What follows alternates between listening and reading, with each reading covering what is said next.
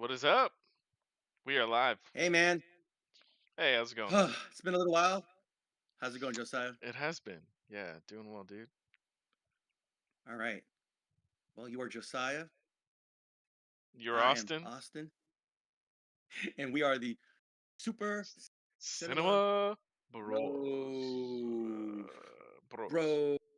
Oh no, I'm frozen. Hang on. You're just putting all that Oh, effort in. Yeah, that's all that's happening. bro. Bro. At some point, we're gonna do that whole meme Bro. where we just we're talking like, and then for like an hour, the live stream will just be like, how long can we hold that? How long can we hold it? I don't know. Yeah. It's worth finding out though. Mhm. All right. I Well, mean, it's been a little they'll while. know because our mouths are moving, but that's okay. Yeah.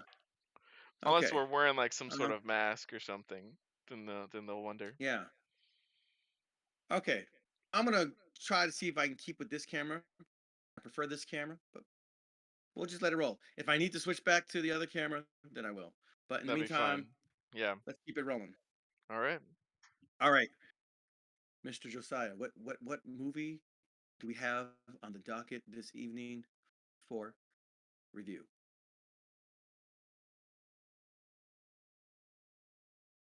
We're here to talk about this man over here, Superman.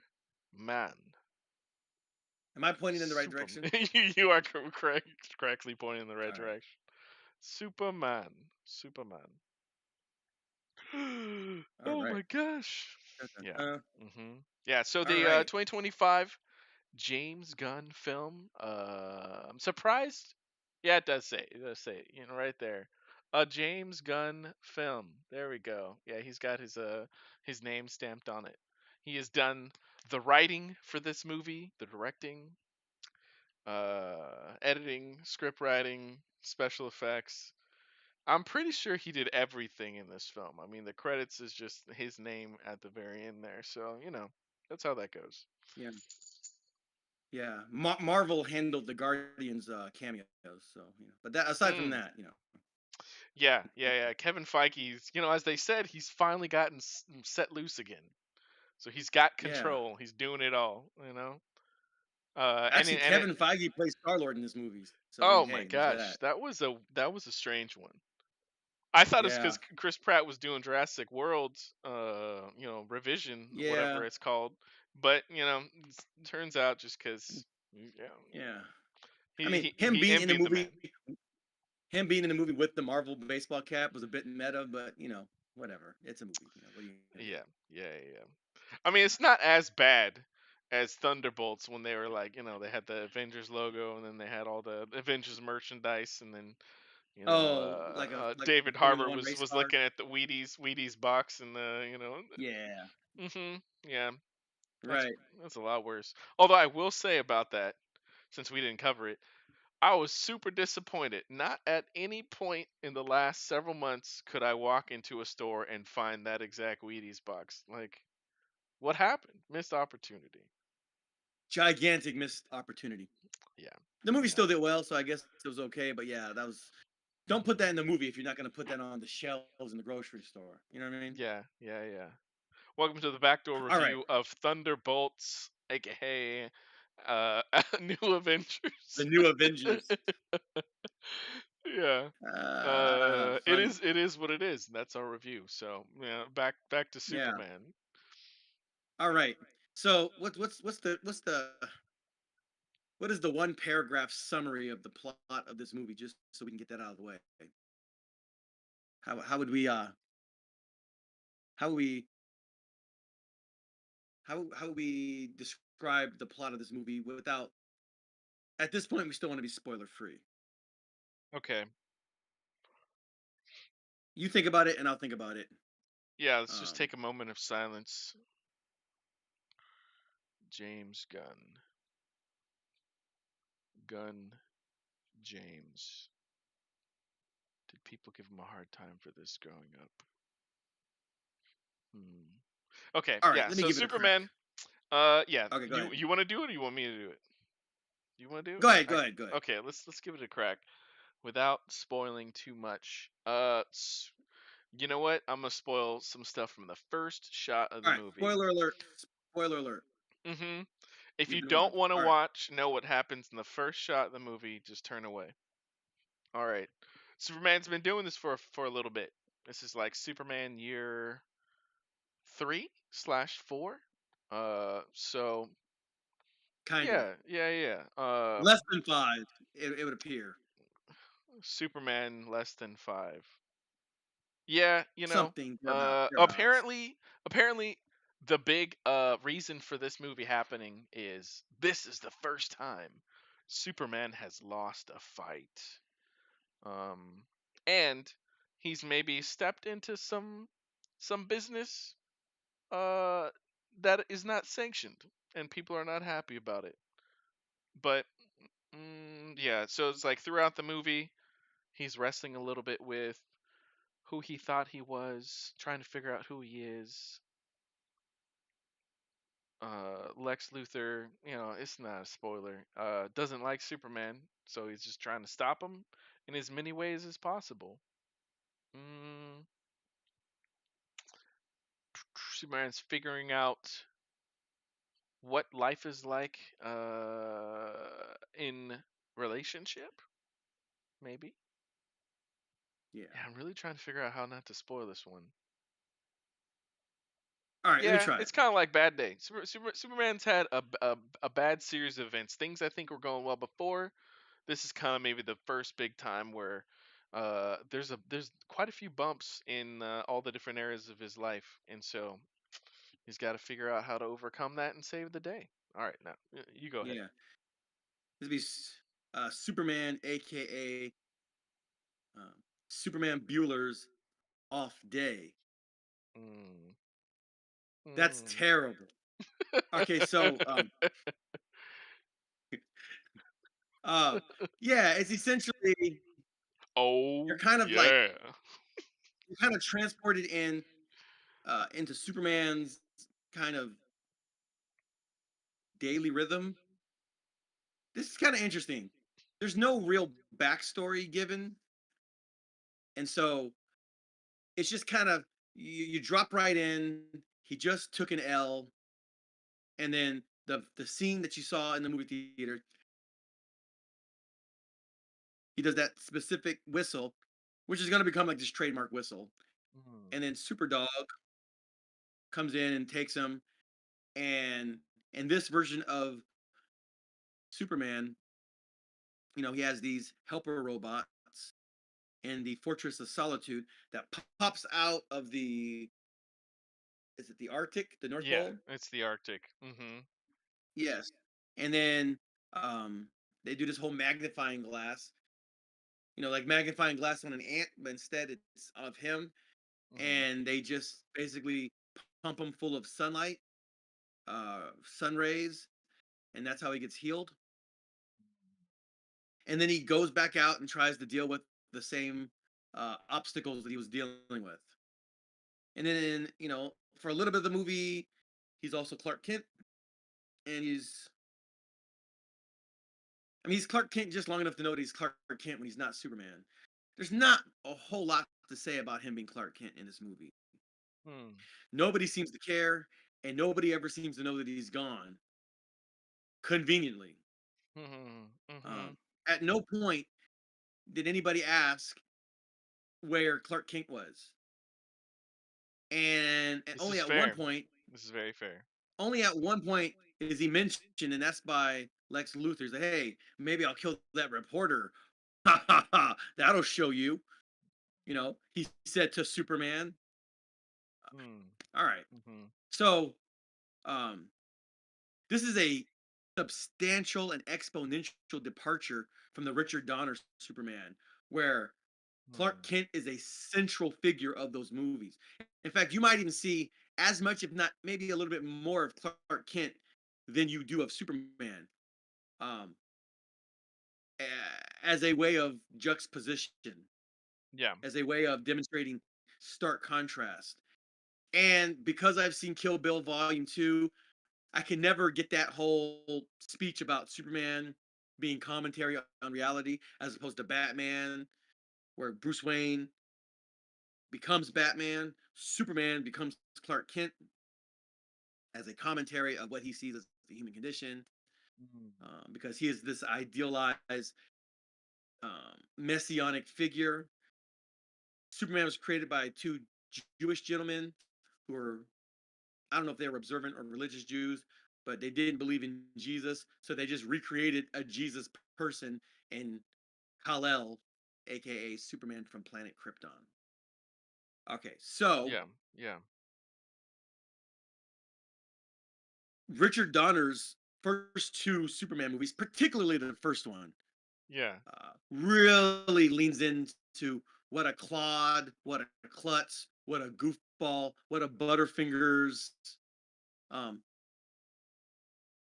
somewhat simple, not stupid, but kind of simple and naive and not quite childish, but overly innocent to a fault.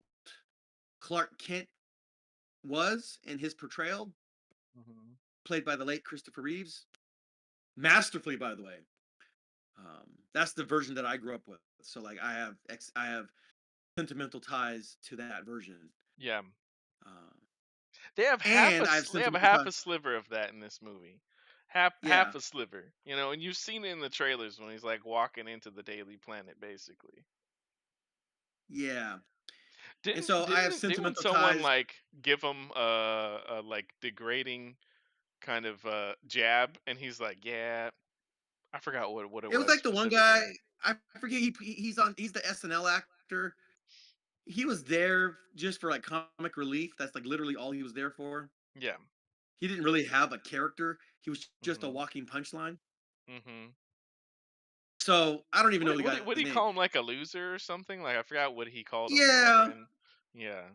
yeah, he made fun of him. Country, Mhm. oh look at you, you country bumpkin, something or Yeah. other. Yeah. Super forgettable. So on Super the nose. forgettable.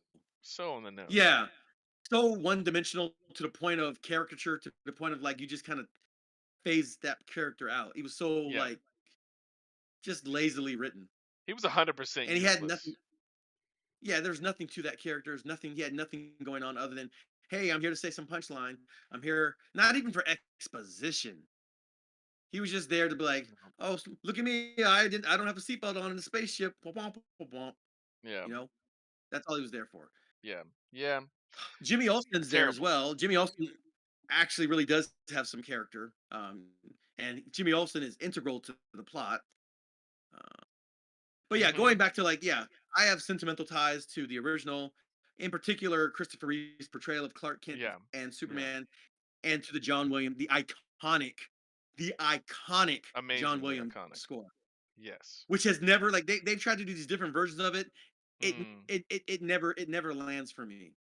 Um, you can't Yeah. you can't, in the same way they kind of tried to like do that with Star Wars, the newer Star Wars movies.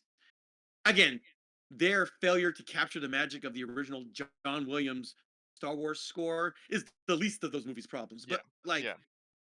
yeah, I mean, Yeah. All yeah. right. So I Well, mean, this first version let's of it, yeah, first real fast before we get it like into the details of it. yeah, Yeah, for those of you that maybe just want to stick around for a small amount of time, what let me ask you, Austin, yeah. was this a good movie? Is this a movie you would who would you recommend this movie to?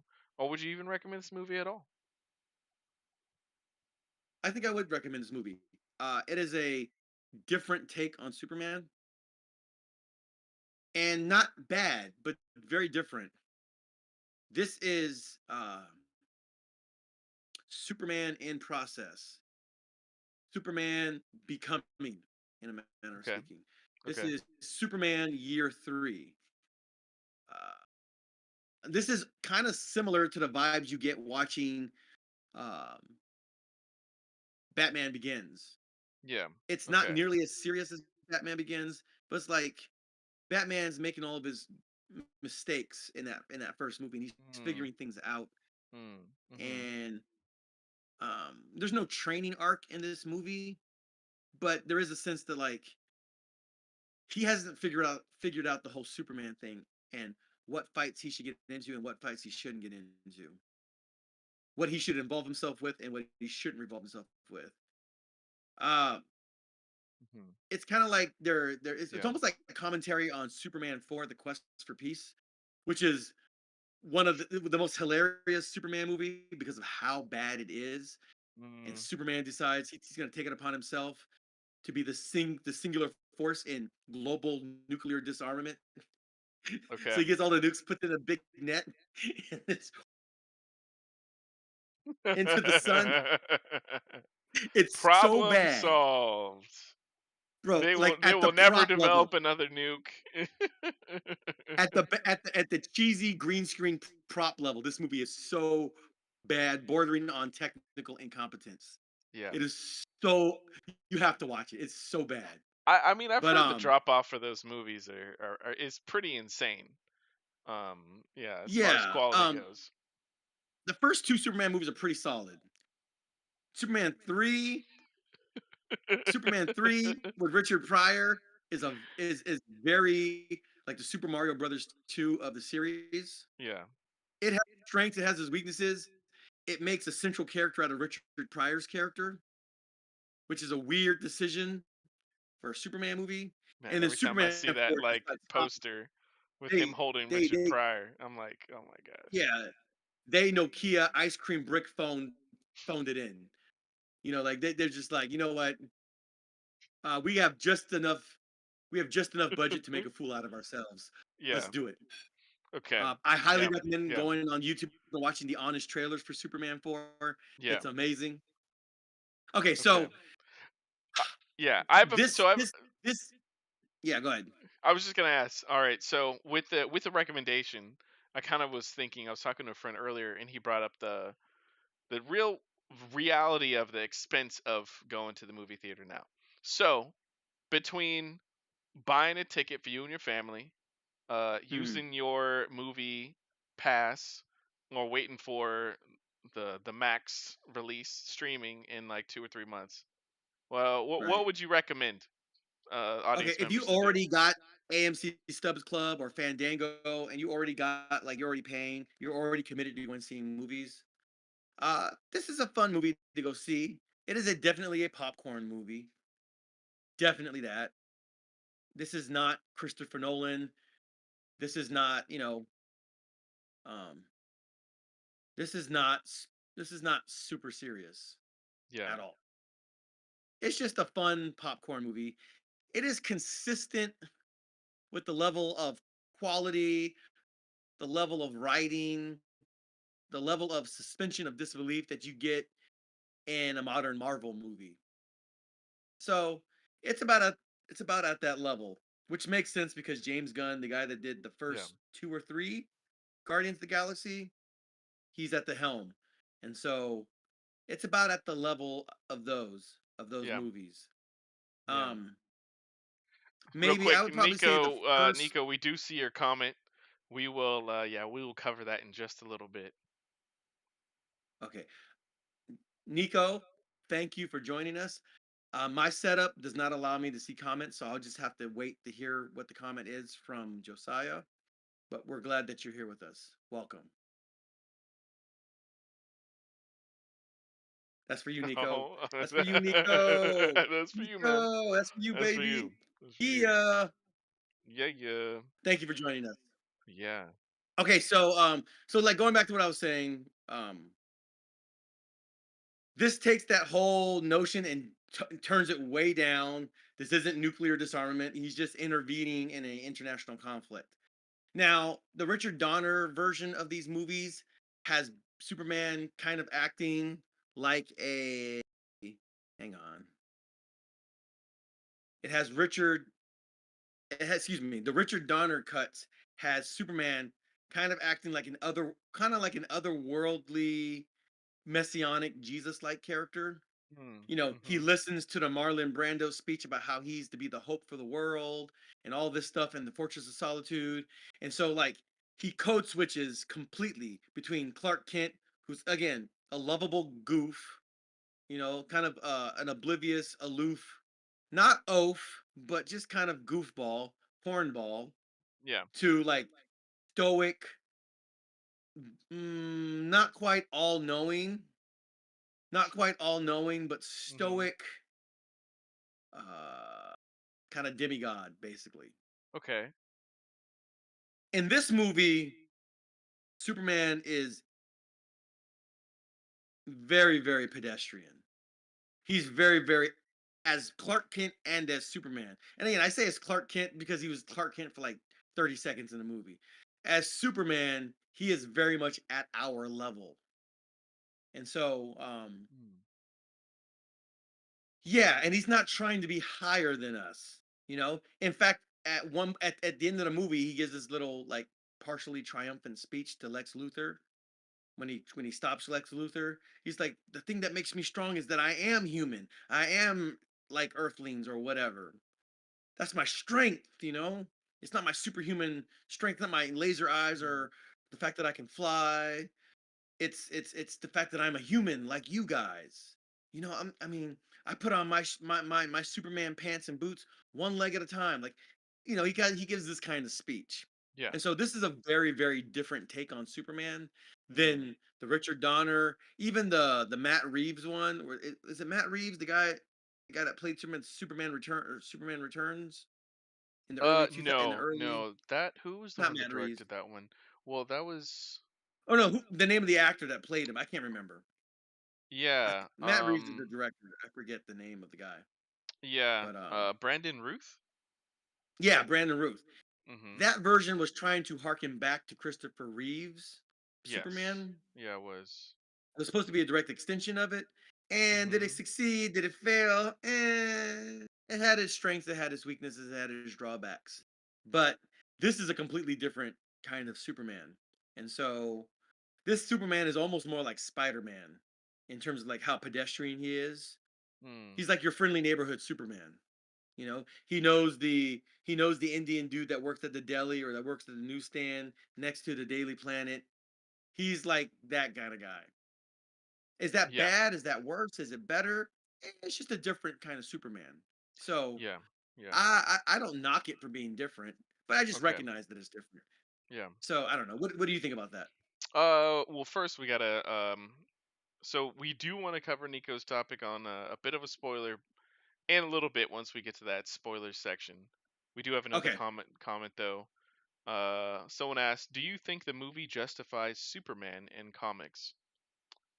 I think I need a little justifies. bit. I think I need a little bit more to that question. Do you think the movie justifies Superman in comics?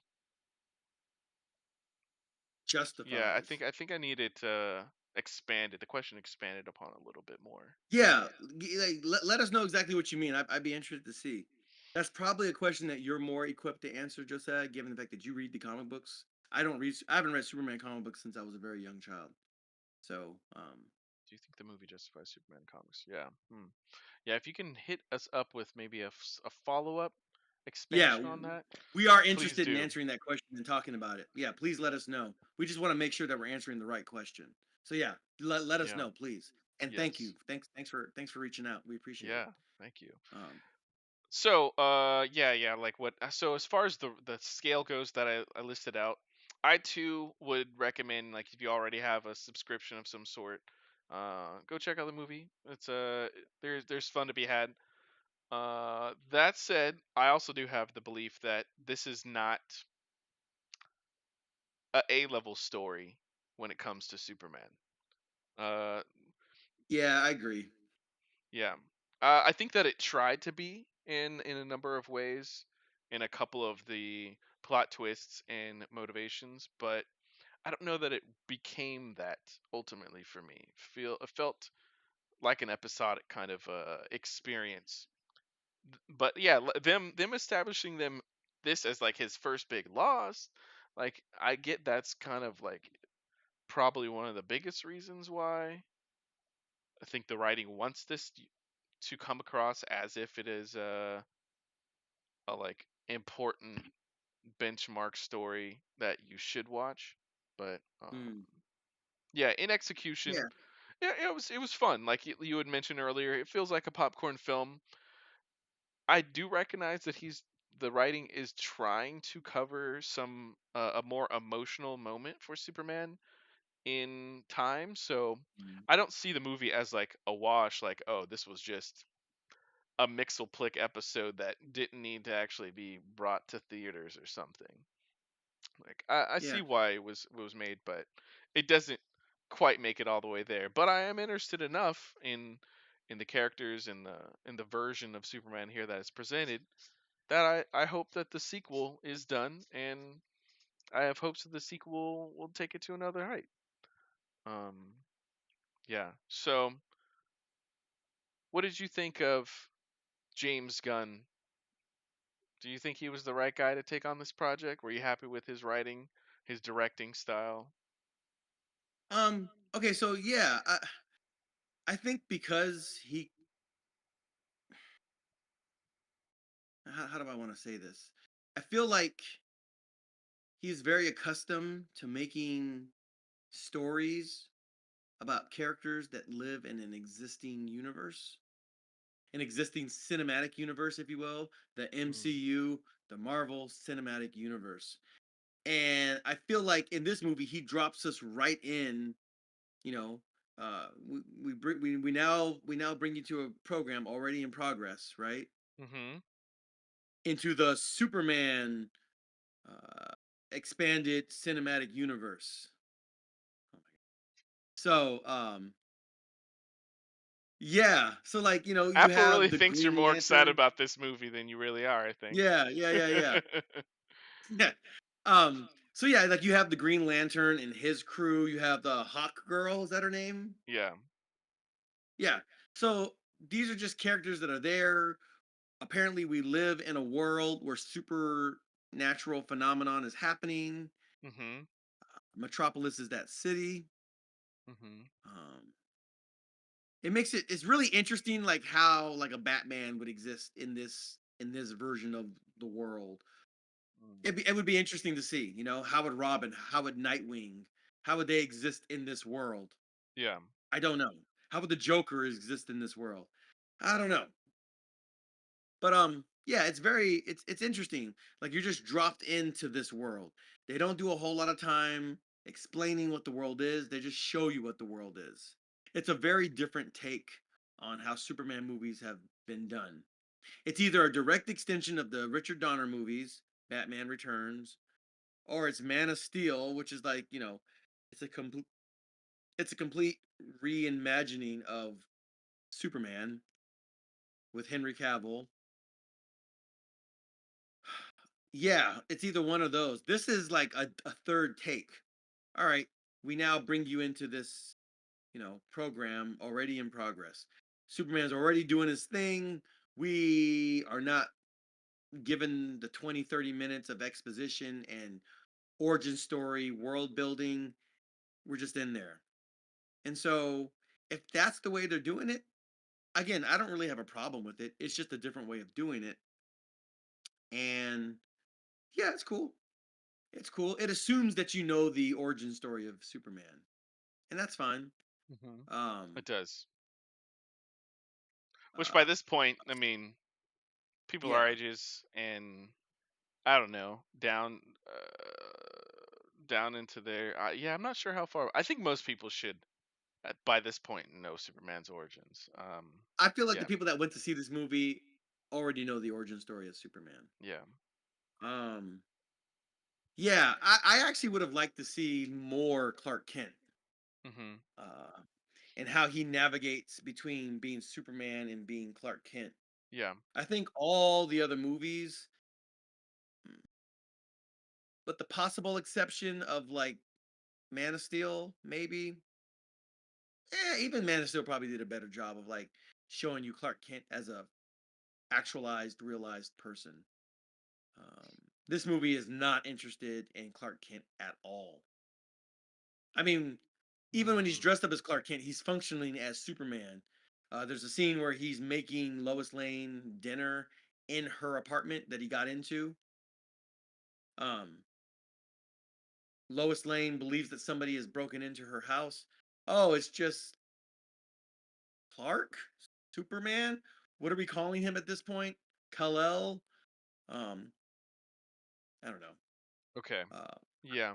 this is Fair. this is I the do first want to dive. I movie. do want to dive into that a little bit. Yeah, Um, we yeah. Go did ahead. get a little more clarification on that question earlier. So it is Okay, cool. clarification is like for me in comics, Superman signifies hope, and I think the movie kind of pulls that off.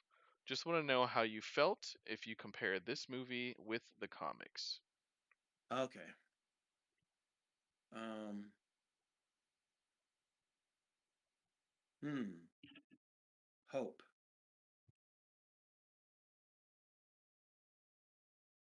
So, there's these two fictional countries that are at the brink of Mhm. war, Yeah. and you have the scene that's in the trailer of the little boy hoisting up the flag. Superman, Superman, Superman, please save me. Uh, now, spoiler alert, that scene is slightly anticlimactic in my estimation. Mm. Interesting, but anticlimactic because Superman doesn't show up, but the Green Lantern and company, um, the, the ostensible future Super Friends Mhm. or something, they show up and save the day. Now, that makes sense given the plot and given the fact that Superman had other villains and opponents and adversaries to deal with as that was taking place. So that makes sense. Um, and I'm actually in a sense, I'm kind of glad that they did it that way because he would have had to wrap up that fight really, really, really fast and then, magically fly over at Mach 17 speed to stop whatever was going to happen. And I'm glad that Gunn wrote it in a way that he didn't paint himself into that corner. So, um, I mean, if you're watching the trailer, you're expecting Superman to come and like do a what's his name? That does the guys that does the Batman, a Snyder, like a Zack Snyder, Snyder. Yeah. in the flowing cape, and he's coming down. The sunlight's behind him, and he's coming down like Jesus. You're expecting something like that, or something similar to where he grabs the girl and like saves her before all the stuff explodes and shoots out all around him. And they chose not to do that. And so, but they did. I mean, you got a cool scene of Green Lantern, like knocking stuff up with his green hands, and giving people the bird, all that stuff. So he's kind of Hmm. a smart aleck. He's kind of a jerk, but that's like that's just his character. He's not a bad guy. He's just that kind of character. And so, yeah. Uh, so, is he Hope? That's a good question. He is saving the day. He's saving plenty of people from certain Hmm. peril. Yeah. He's Hope in the immediate sense. Is he Hope in like the symbolic sense? Possibly. Um, I think what's undercutting that from the story perspective is the whole social media component of it and how like Lex Hmm. Luthor was manipulating social media with the monkeys. And because that's the world we live in a world of social media and media manipulation and all that stuff. Whatever hope he might represent is going to be picked apart by people on social media. Um, so it's hard if he could just be like a singular, like kind of pure vision of hope in the world that he exists in this version of Superman. And I feel like he had so much help. Like what's the African American gentleman with the Mr. Terrific. Mr. Terrific? He was just as much he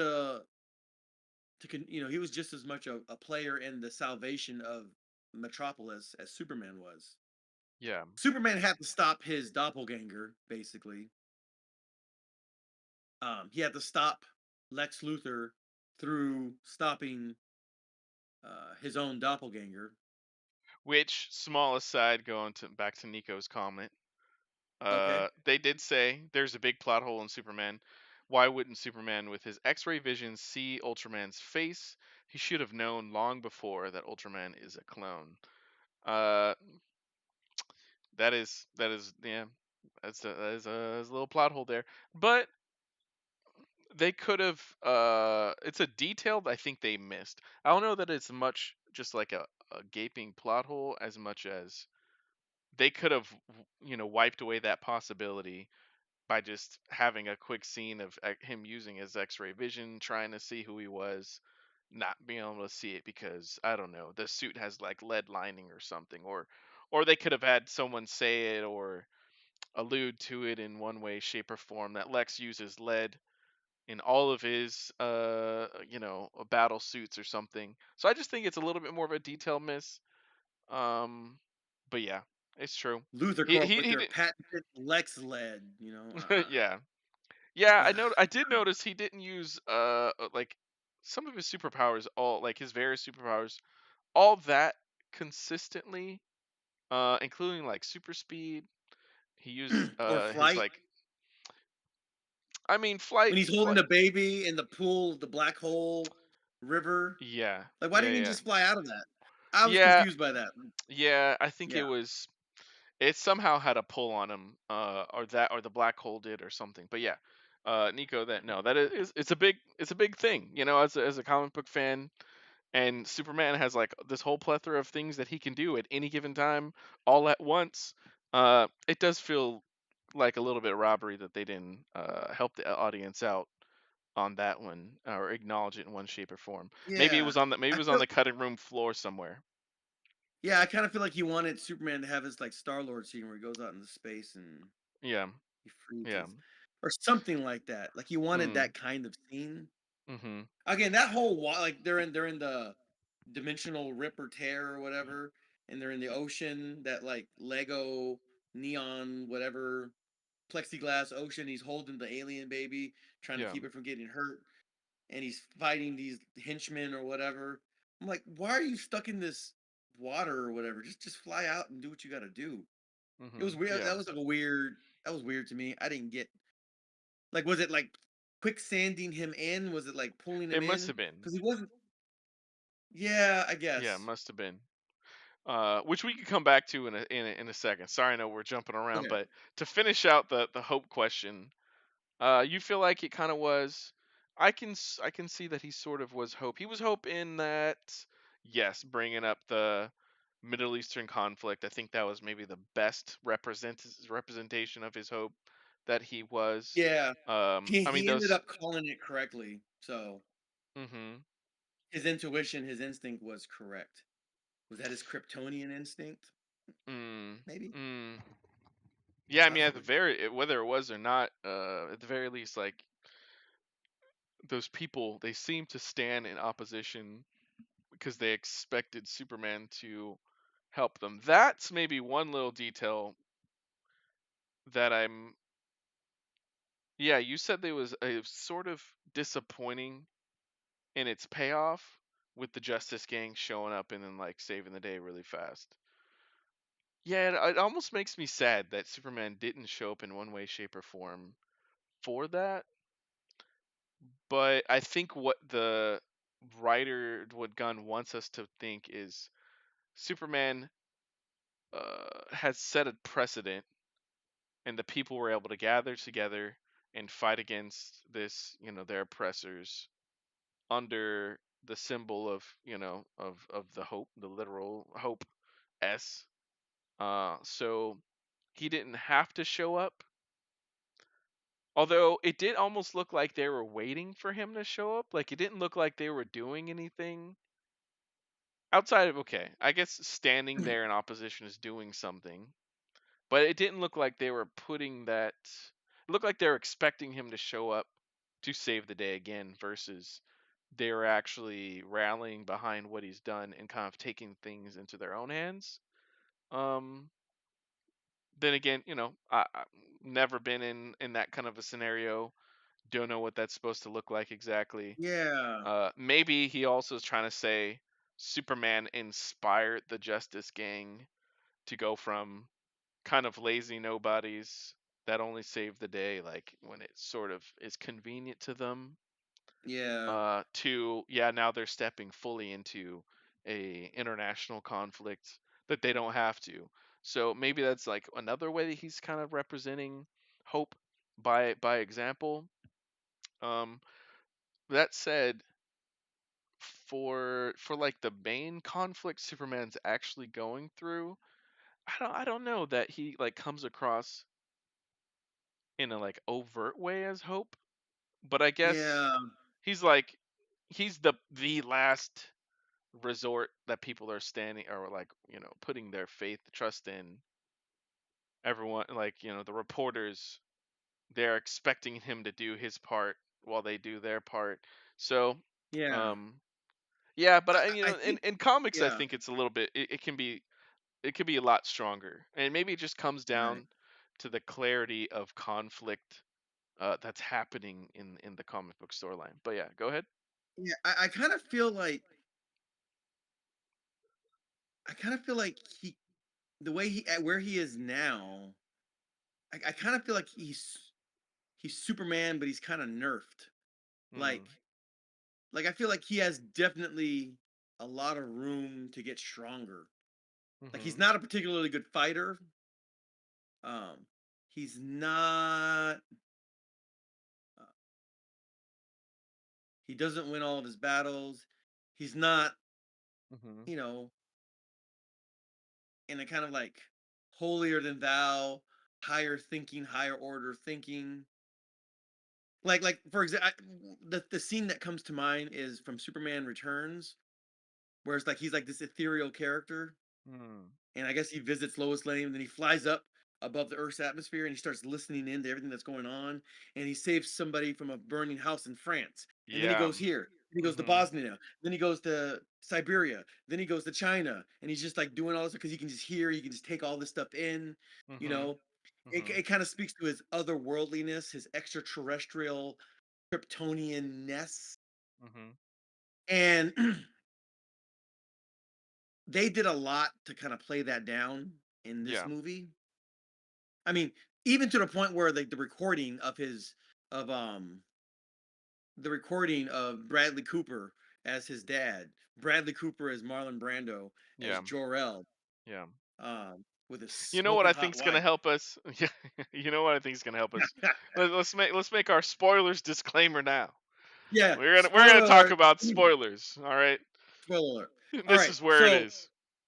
even that, that's the big plot line, right? Like, oh, the second half, but then somehow they got all okay. So this Yeah. is like this is complete suspension of disbelief. Kryptonian is supposed to be this language that it is own, that is foreign to any other language on planet Earth. But these crack linguists have analyzed the footage, and they've figured out what he was saying based on what baseline.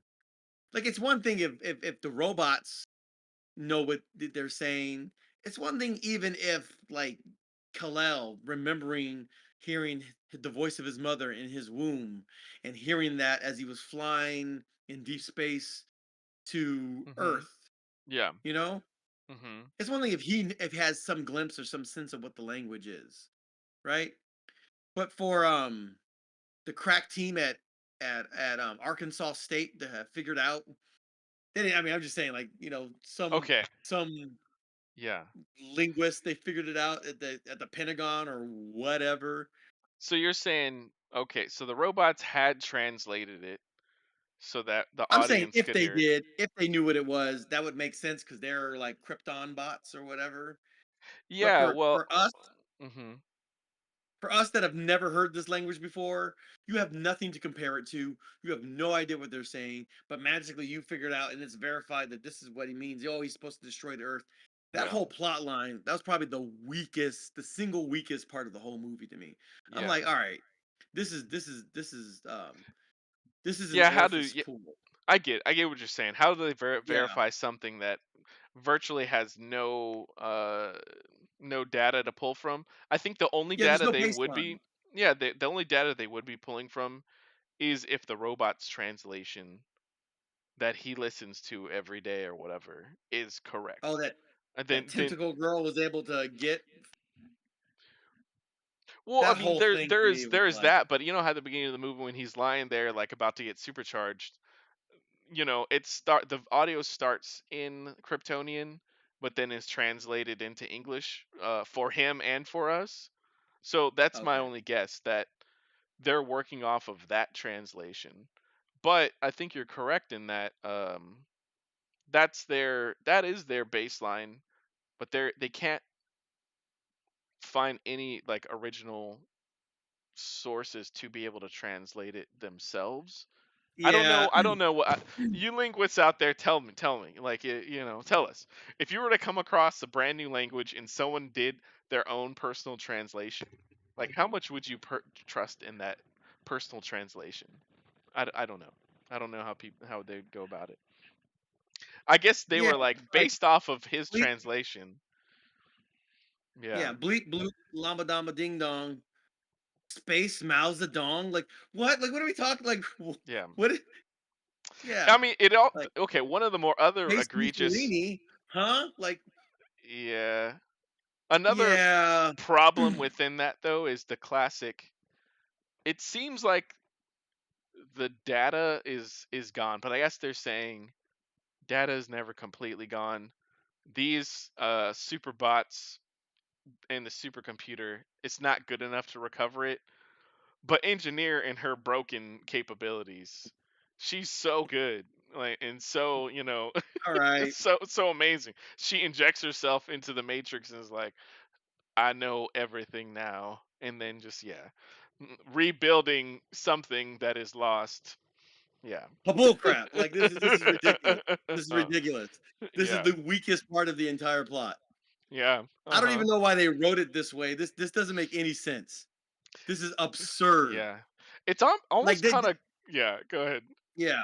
No, I was just saying like I don't know why they paint like why do you paint why do you write yourself in a corner where the only way to explain it is through complete like non like suspension of disbelief absurdity. It doesn't make any sense. Like this is like you like wait what like they figured out based on a language they've never heard before with no context, no baseline, you know. They just decided that this was the correct translation. What are they Mhm. weighing it against? Like this doesn't make any sense. Mhm. There's Yeah. and then it just went all over the news and everyone just believed it. Like Mhm. yeah, that was weird. Like I guess for plot expediency, because any other explanation would have Oh just yeah. taken would have been an Oppenheimer 3 hour movie unto itself. Yeah. Yeah, What I was even more bothered by was just okay. So as we established, jumping into this movie, we're supposed to know Superman's past. We're supposed to know Lex's past. We're supposed to already know their interaction. But when Lex presents this information to the media, they act as if like Lex is just a good guy. Like my assumption was the world already knows Lex. I mean, he's selling billions of dollars of weapons to countries, and then he shows up and like everyone's like, oh, based on Lex's trustworthiness, yeah, Superman's completely evil. Yeah, that was ridiculous for me. It's like this is Lex Luthor yeah, right here, like presenting this information. He could have doctored this. He could have artificially made this. He could have hired and bought, all 21 or whatever number of those translators. Yeah.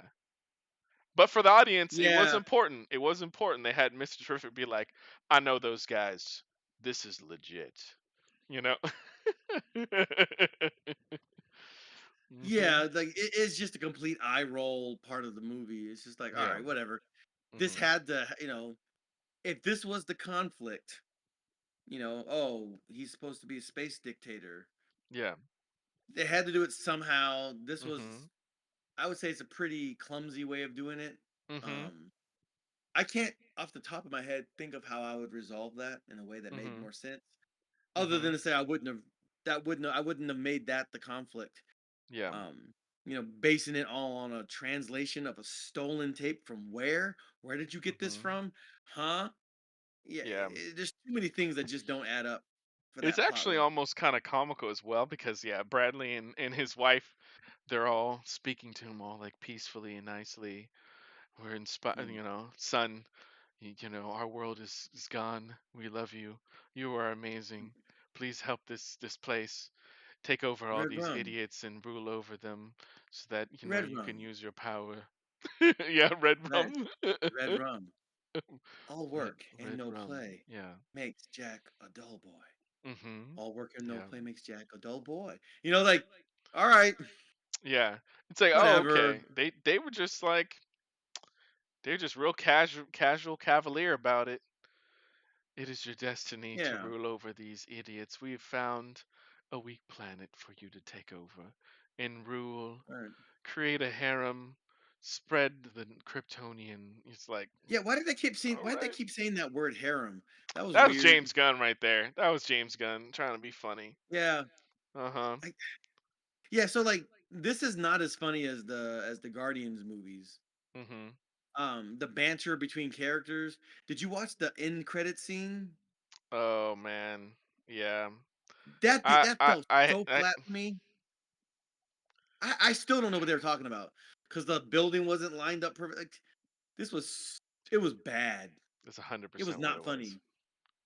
It was not. I so it was pretty late when my wife and I were bouncing out of there.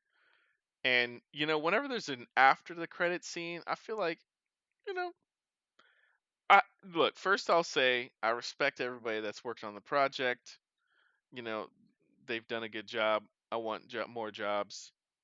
So I'm on the one level happy to sit through credits.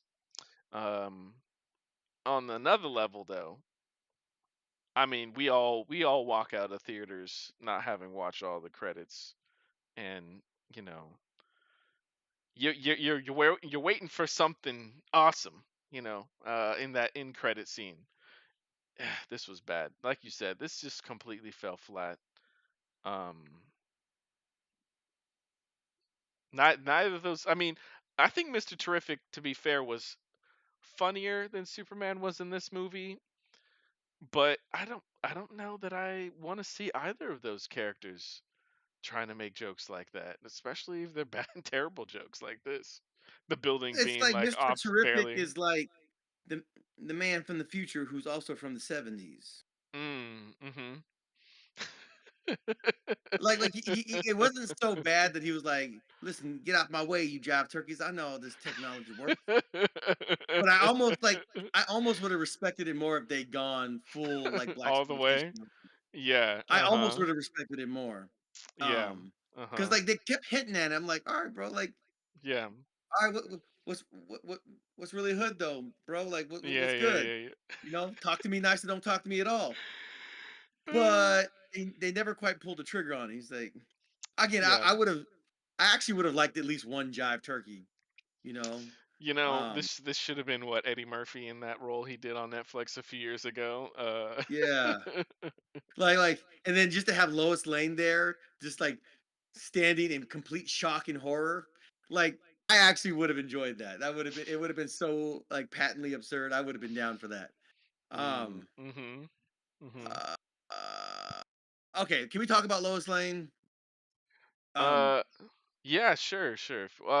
Yeah, we'll come back to some other stuff later. Yeah. What do you want to say yeah, about yeah, it, yeah. huh? Real quick. We had a conversation about this before. We won't talk about that part. Um, Yeah. but That's just for the um, Patreon. I'm just joking. yeah. That's for our locals subscribers. Uh, but does she always have to be like a tomboy? She actually was not annoying in this movie. She didn't make Yeah. any particularly stupid decisions like she did in Batman Returns.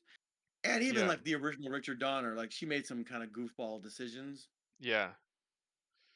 So she wasn't incompetent or dumb, nothing like that in this movie. Apparently she knows how to fly a spaceship. Mm. Whatever. Who gives a I mean, crap? Really, honestly, what he gives a told crap? her it was intuitive. Uh I was like halfway between he's a genius. Is it just intuitive for him and then like it's too hard for her? Or did he actually make it like fully intuitive for any person to drive? Bro, I don't even care enough. Like, it's whatever. Bro, okay, so this Uh-huh. scene where like the Metropolis gets saved and like the thing the gap the crate the crate what do you call it the gap the seismic Uh, it was a interdimensional, like, I don't know, fault rift, line a tear, the it fault. begins to close Yeah, and like everybody all the the staff chasm. members from the Daily Planet is like a slow mo like yeah America we won. Mhm. They're like way too happy like people died like Yeah. whatever. It's Uh-huh. weird How does weird anyone live in that city ever again? It's like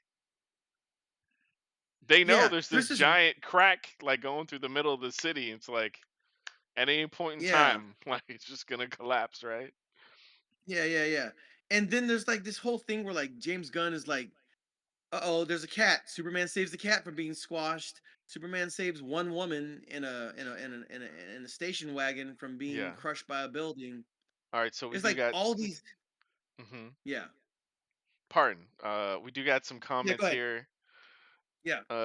Rubens says Superman was awesome. Are we talking spoilers? We are talking spoilers. Which scene were you talking about, Austin? Where the lady's driving on the bridge and the big thing's coming down and Superman stops it and the lady drives off before the thing you know, Yes. it's Yes. it's not bad. It's like Superman cares for the individual the same way that Jesus cares for the individual. I would just like to take this time out. No. Um, there's a couple of those moments though, right? Like, Mhm. Mhm. oh no, a cat's about to die. It's like Oh yeah, yeah, the squirrel. Uh-huh. the squirrel, like, I don't know if it's like trying to be funny. It's like, okay, it's kind of humorous, I guess. It's not ha ha funny, but like, all right, like he just did that a few times. It's like the crack team at Wetaworks and ILM, like they had to animate this whole building, and the stakes were one woman in her station wagon. And maybe that's the point. And maybe I'm just not appreciating like the lengths he will go to save one person. Um, I don't I know, but am yes. Yeah, I think that is part of the point for sure. And dude, I tell okay, you, the first time we see that, well, yeah, when we see him fighting Hammer of Barovia in the beginning, and Hammer is like laser beaming, the buildings and attacking people and stuff basically, and Superman comes by and you know, what was it? He checks on the people to see if they're okay. There's one point, yeah, where he like stops he hits the kaiju and then flies to the other side to make sure it doesn't like crash into the building. And then the scene you're talking about where the building's falling, he saves a singular lady, saving the squirrel. All specific opportunities to tackle everyone's complaints about Man of Steel and all of the property damage and loss of life, and him not actually like going directly out of his way to save like every last person. uh, hmm yeah, well, yeah, they didn't specifically cover that one. I guess tiny bit with the kaiju. He was super disappointed in them killing it. Um, yeah, yeah. So that was the point. Yeah, they I think they specifically wanted to highlight he's gonna go out of his way to save like every person that he can. yeah. Now, interestingly enough, there's a point where there's a monster that gets really big, skyscraper size, and he wanted to save it to put it in some kind of intergalactic zoo. I'm like, oh man, I kind of wish they would have shown that. That would have been interesting. If we're already doing this whole Mm, world building yeah, thing, and this is already a yeah, pre-existing universe, I'd be down to see that. yeah. Um, I think in the comics often they have yeah, Superman's like fortress have like an intergalactic sort of zoo element to it where oh, yeah I would there's have been there's a totally bunch down of to see something like yeah that. I yeah didn't even I mhm didn't even know that. I would have been yeah down to see something like that. Um, yeah at the very end, you see Supergirl. Spoiler alert. yeah And he's like, "Oh, well, you can't get drunk on your metabolism is too fast on planets with a yellow sun, so she goes to planets. Um, Hmm. oh Mm-hmm. gosh, she goes to planets with red so that she can get drunk. Yeah, that is what's happening. Well, okay, I will talk about that really briefly.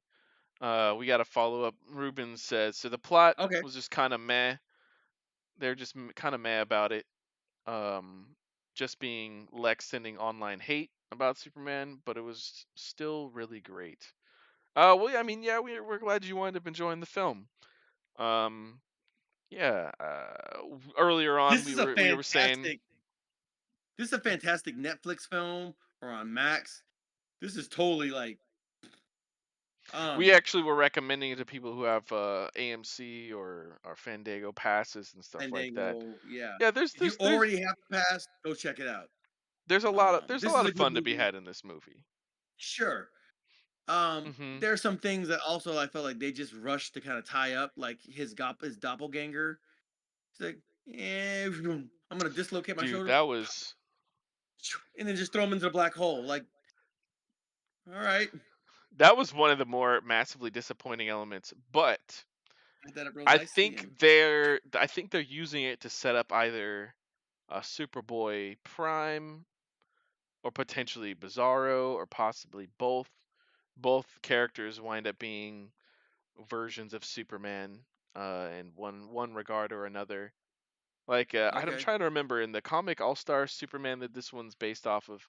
Trying to remember how they got to the Bizarro planet. I don't think it was through a black hole, but they could totally write it that way, where it's through a black hole that sure. everything's inversed, and so yeah, this Superman either becomes Bizarro Superman, or actually in that comic, I think there was a version of Superman. Was it Ultraman himself? Yeah, I think there was a version of Superman that was kind of more or less like marooned on the Bizarro planet that he'd come Mm, across before. That could be what they're doing.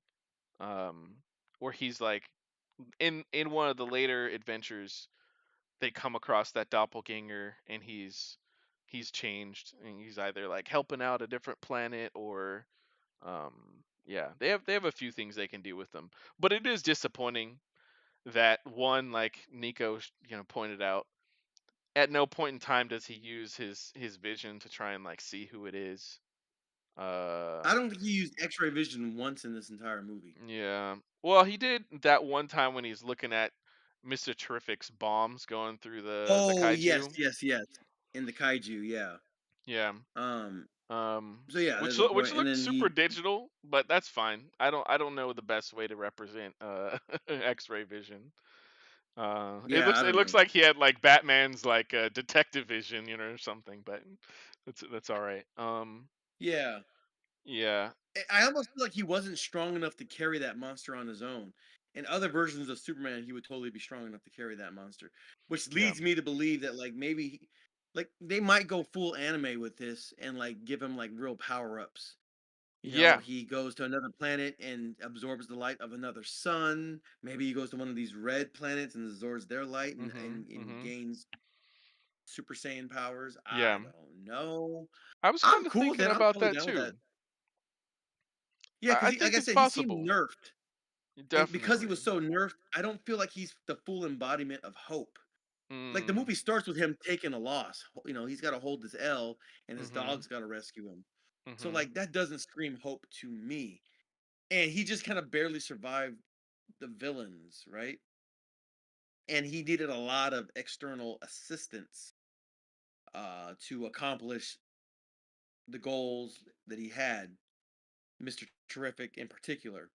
And so, yeah, to me, in this version, this iteration, he is not, at least not yet, a full embodiment of hope. I would say he's a full embodiment of potential. He can become that person, right? Like if they sign dude on for like a 6 movie deal, and at the end of that 6 movie, Superman is like, he's that dude. Yeah. Um, yeah, quite possibly. It's very Uh, possible. but as in his current iteration, like, you know, the people helping him out of the craters that he fell into and stuff like that, like that does not scream hope to me as the viewer.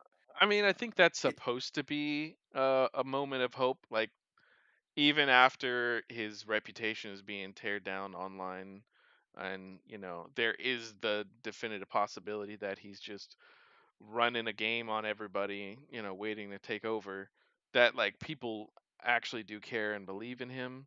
I think it's supposed to be that they do this because he's already instilled like hope and justice and like he's earned something with a good amount of people in the population.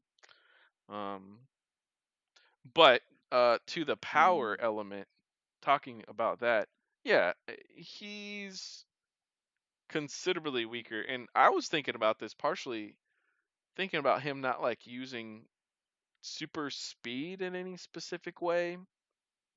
Maybe I'm just misremembering, but possibly I'm like, I could see them when he comes across the Flash in the future and he realizes like, oh, he actually can keep up with this guy. And so he sort of then does a new technique or whatever that he somehow didn't explore before over the last 30 years.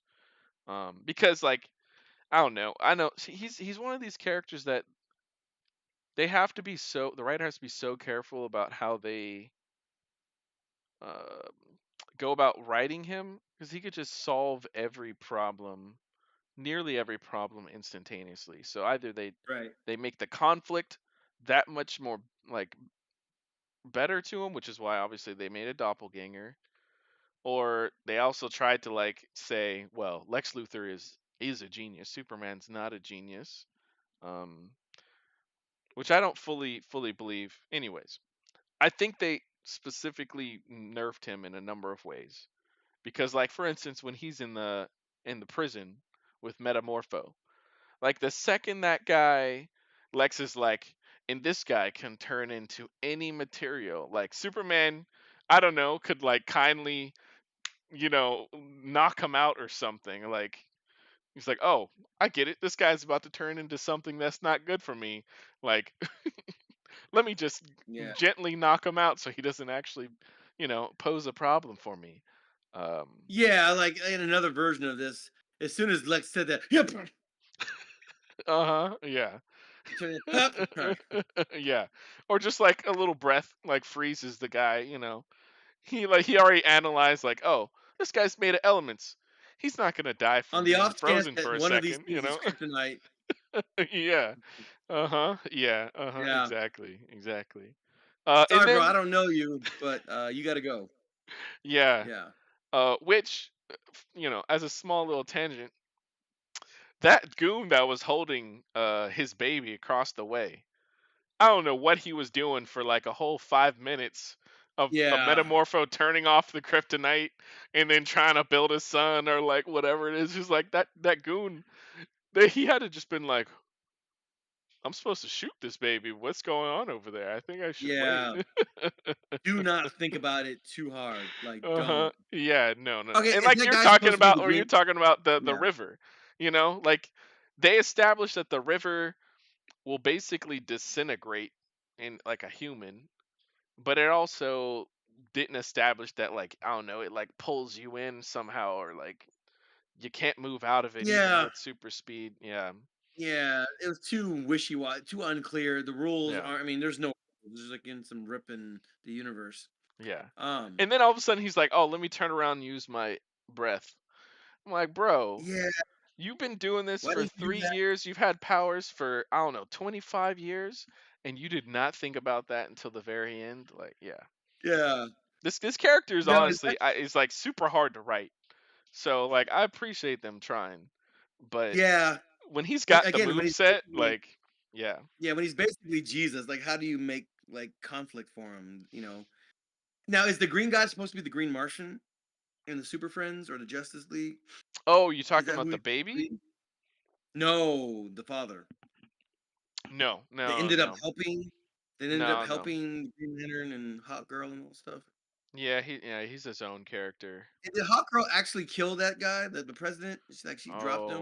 Oh my gosh. Oh, It looks like she did. Like she's like, oh, I'm not Superman. Yoit. I'm pretty sure. Yeet.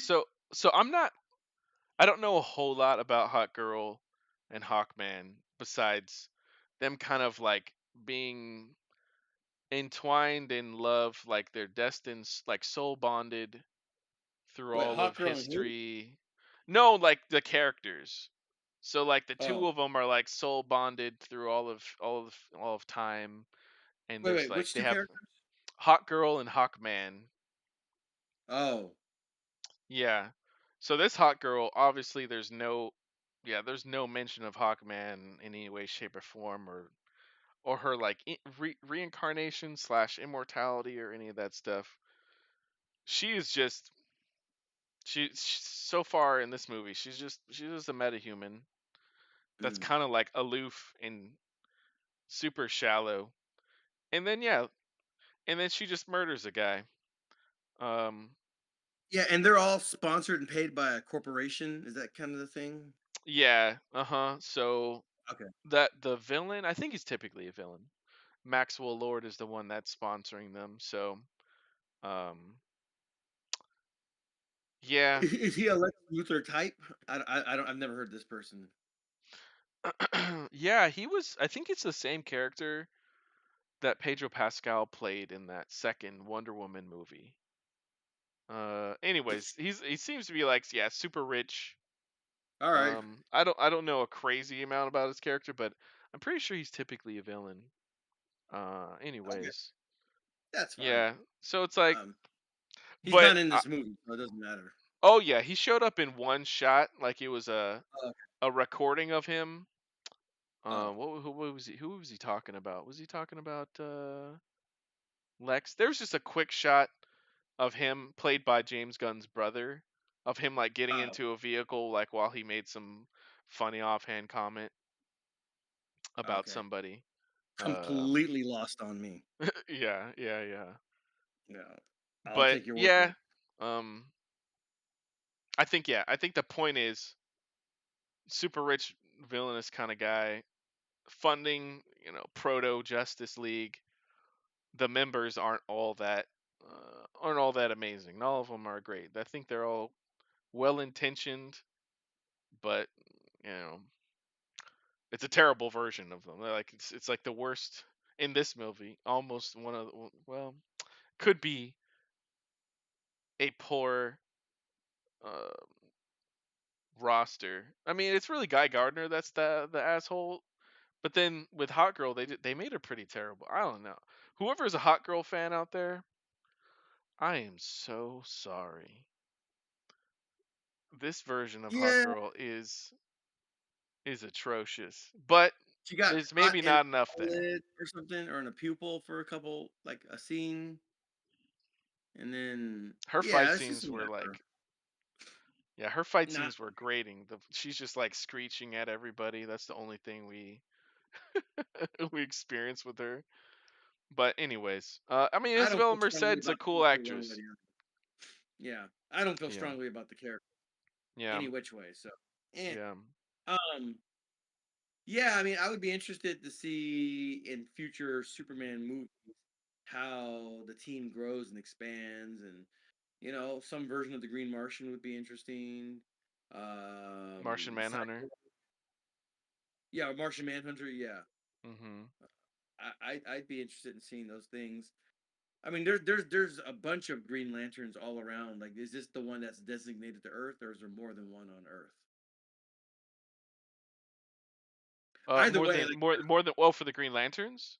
yeah, is it one per Yeah, planet? Is the thing? I feel like oftentimes, but I think Listen, if they it came from other changes. planets to participate in some kind of larger scale conflict, that's cool. Yeah. You know, Green Lantern Well, from I mean, planet. you've got Hal Jordan, who's probably the most popular Earth Green Lantern. You got John Stewart. You got several. What was it? Kyle Rayner, and there's a bunch of them in actuality. But I don't know if it's. I think it's not at the same time. I think some of them overlap a Okay, little bit time wise, but I think in general it goes from one person having the ring to someone else having the ring. right. It may not be the same ring either, but um, Yeah, Yeah. I mean they are doing a Green Lantern like HBO series that Guy Gardner's going to be in next year with Hal Jordan and John Stewart. So it seems like there's overlap happening. Which by the way, Yeah. Yeah. Guy Gardner was actually really good. The guy I that played the enjoyed him. Green Lantern with the Yeah. mop top. Mhm. Yeah, he was cool. I mean, if that's his character, then yeah, he played it well. If Yeah. that's who that kind of guy is, and that's kind of Okay. how he gets down. So one But thing yeah, I'll ask all I'm before saying I is, get to like the big question, okay, uh, the smaller question: did it feel like there was an okay number of characters? Too little? Too much? Just perfect? yeah, I felt like it was okay. Um, not all the characters were equally useful or relevant. Like the chief of the Daily Planet was just kind of there. There's like this really hot Asian girl that worked at the Daily Planet, and she was just kind of there to be there. Mm. Um, I don't exactly know what the point of her character was, Yeah. but she was there. I don't know that she was supposed to be like comic relief, or I don't really get it. But they went out of their way to kind of make her like super like um I don't know, like just to make her like the sex appeal person. And Lois Lane was feminine, bordering on tomboy-ish, which is consistent with past portrayals of Lois Lane. Mm. But the character didn't really serve a purpose. The only other person that served the purpose was Jimmy Olsen, who was connected to Lex's girlfriend somehow, some way, and that moved the plot forward. I mean, Lois Lane was there, but she was there just to be like a personal challenge for Superman. Oh, she Okay. doesn't. Does she love me? Does she want to be in a relationship with me? Wham, you know. Hmm. Uh, I think I think so she earns her time. So in the beginning, there is that element. I mean, but they first with her show, yeah, the Clark Kent part of Superman. Like him, yeah, him going to the planet. That's Clark Kent, but that's Clark Kent, costume version, more or less, Um, and then once she gets to the apartment, and he's like kissing her and stuff like that, that feels like maybe the most casual, like kind of like clear Clark Kent, like, oh, he's just being a regular person. He loves this woman, and so much that he's gonna do an interview with her. She's been dying for this interview. They've been together for a while, and he's not giving the interview, but he trusted her enough to reveal his identity and everything. And then, like you pointed out, he goes into Superman mode. I think as the tiniest side to that, I think this movie wants you to know, or wants to establish, that there's maybe not really that much a difference between the two characters. That he's yeah, really the same person in both modes. Um, yeah. But anyways, going back to her. Yeah, so there's the relationship element, but I mean, yeah, she's the one that gives the initial pushback to, his involvement in another country, and right. And she does her yeah. whole like investigative journalism thing, and that's cool. That Yeah. gets Mr. Terrific involved. You know, Which then is the only reason why he's saved from the prison, which also I'm fine connects with that. to, yeah, Yeah.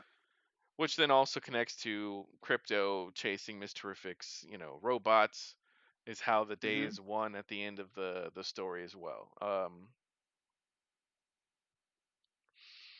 So Yeah, I'm fine with all that. so yeah, I mean, I think she's represented fine, as a person, as an individual. Like, yeah, you can tell that she wants to establish the truth. Like, she believes in what she does. I think she's also willing to kind of explore maybe being wrong about things. or at the very least, she is willing to be wrong about things, but and but still, try and ask good questions and um, Yeah. I like the yeah. fact But that I she was guess if you're willing to wondering what her challenge. arc is in the movie, yeah, I'd have to take a moment to think about that. Go ahead. Yeah, I like the fact she was willing to challenge Clark slash Superman on the decisions that he made. She gave a lot of pushback during that, interview. Um, and so yeah, I thought that was interesting. That added something to her character. I actually liked the end scene. I thought that was the funniest scene. Where it's like, oh yeah, I'll do that interview with you, Miss Lane. And they go into like the empty Mm. mall, multi-floor mall, and Mhm. she's walking, but then she's so excited she turns around and kisses him, and then they start Mhm. flying up. Mhm. I actually thought it was it. And then the guy's like, "How long they been hooking up?" Yeah, about 3 months. And then I thought that was the funniest. That was the funniest Yeah. scene in the whole movie to me. Yeah. It seemed like the most natural humor. Yeah. I did. Again, Yeah, like you're saying, I did believe the romance and the love between the characters. yeah, yeah, yeah. I thought that was Mhm. fine. Mhm. Um, Hey, yo, anybody seen Clark recent?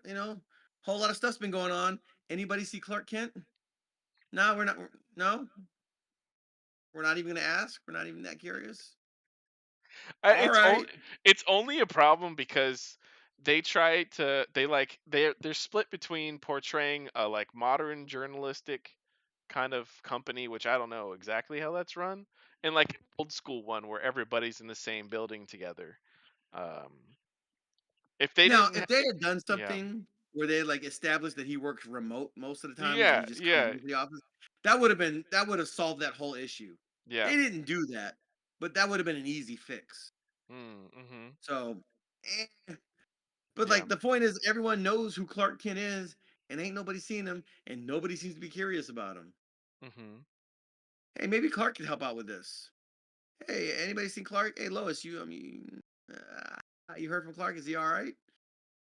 Did he die? No. All right. Ba-dum, ba-dum, bum. yeah. So Yeah. Yeah, one thing that I was maybe a little bit lost on, I need to take some time to think about regarding Lois is her comment at the end of the fight basically saying like I knew this wasn't going to work out. Was yeah, what was that specifically over? Just them her like was it like she knew she wasn't going to be able to like fully be herself with him as Superman? Uh Like it was only okay to some degree when it was him being Clark, but then once it's him presented as Superman as well, like anyways, what were your thoughts on it's a little thing called avoidant attachment. that? Ladies and gentlemen, that's a little bit of an Hmm. insight. Hmm. But yeah, Okay. the minute things get real, then she has to pull away, withdraw, pull back, hot and cold behavior because that's her way of emotionally regulating. Um, as opposed to Superman, who I would describe as an anxious attachment style. Hmm. Um, I love you. How come you don't love me back? How come you're not saying it? I need to hear it. Which he got that reassurance at the end of the movie. Okay. Remember, she's oh, I love you too. And he big smile and they kiss, and that's the whole thing, right? Yeah. So he has an anxious attachment, and she has an avoidant attachment. She loves him, cares for him deeply, has big, big feelings, but that causes her to pull away and to withdraw. He has big, big feelings, so it causes him to kind of chase and want that reassurance and want that validation. I almost think it's And opposite. you think it's opposite? I almost think it's opposite. Explain. Please Okay. explain. Okay. Okay. All right. So that scene where they're arguing and he's frustrated that she's Oh asking yeah, these I'm deep gonna questions. leave. Where are you going? Yeah, that's Yeah. part of what I'm Okay. thinking about. That's part of what I'm thinking Okay. about. And Uh huh. and and when he says I love you to her, He said it in a way where he didn't look for her to say it back. Like he said, "I love you," and stepped out real easily. Like he didn't pause and like hang there or anything like that. That sounds like secure attachment. All Oh, right. okay, Yeah. okay. So there's dismissive avoidant, there's anxious attachment, dismissive avoidant, and fearful avoidant. Mm, Maybe Lois is fearful avoidant. She just sees everything going bad. okay. She's just always envisioning a worst case scenario. But Mm, maybe he's slightly attachment, bordering or veering towards secure attachment. You know what? mm, I can leave. I'll come back. You know, we can talk about this later. mm, Okay, that's mm-hmm, fair. That's my hypothesis of it. yeah. Yeah, because yeah, he was prepared to walk out, and she was like, "Where you going? Where you go? Don't leave. We're still talking." You know. So, hmm, interesting. So yeah, so I think the reason I say she's like avoidant Okay. is because I think that she has the tendency to catastrophize more than what Clark. I just Mm, want to say Superman because, like, again, the Clark Kent is yeah. kind of like an afterthought in this movie. Yeah. She was catastrophizing, finding everything wrong with his punk rock bands that he likes, and blah blah blah blah blah blah blah. You're not Mm, really, you're not really hardcore. You're not really punk rock or whatever she was saying. Because you don't like the real punk bands, you like the poppy radio friendly stuff. Blah mm, blah blah blah blah. Poking holes, trying to find reasons to disconnect. That's kind of why I was saying that. okay. He was looking for reasons to connect, which to me speaks to could be anxious or it could be secure attachment. And she's either dismissive avoidant or maybe fearful avoidant. Dismissive, looking for reasons to detach when things get intense. But then again, at the same time, she did go through all that trouble to reconnect with him, to reattach, if you will. So maybe we can throw this whole theory out the window because I'm not taking enough of the movie into account. I'm just taking it that one conversation. So, it's kind of a wash. But people But are I mean, it's only complex. because, well, she does have real feelings for him.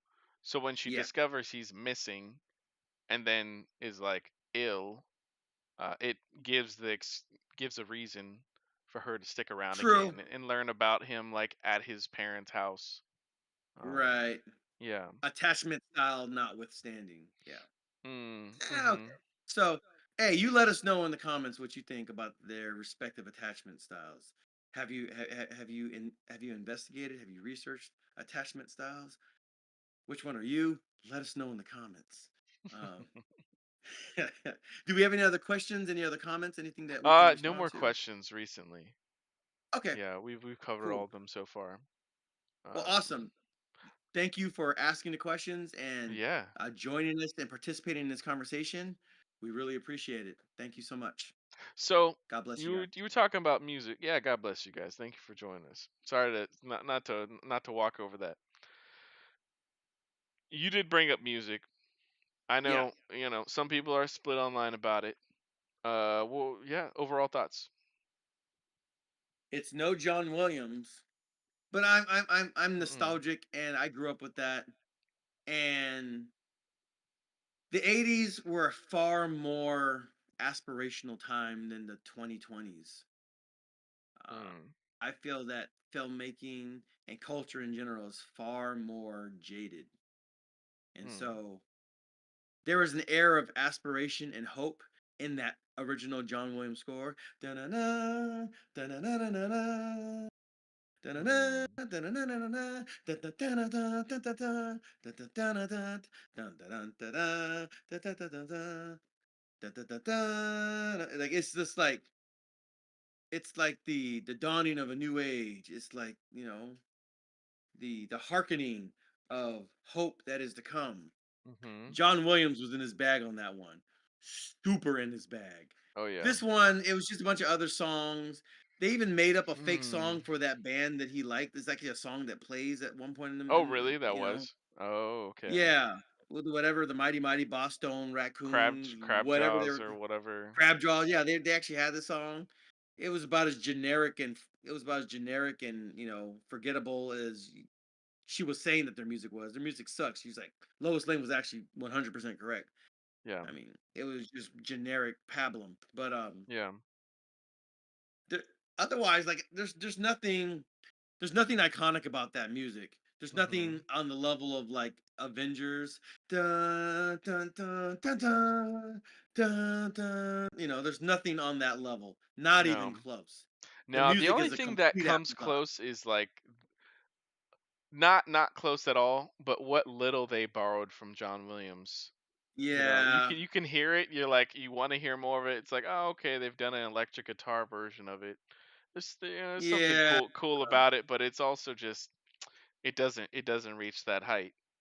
No, Um, that's the one Potentially thing I will another give. way Yeah, in which the character will develop over the years into something really cool. Along with all the right. power ups. Maybe the music gets better. Yeah, Yeah. that's the one thing I will give Superman Returns credit for. They kind of stayed true to the original John Williams score for the Mhm. most part. Yeah. Um, Yeah. for Like. all of that movie's faults, Mhm. like that's one of the strengths. Mhm. Yeah. How many Yeah. points do you give something for just trying to be different?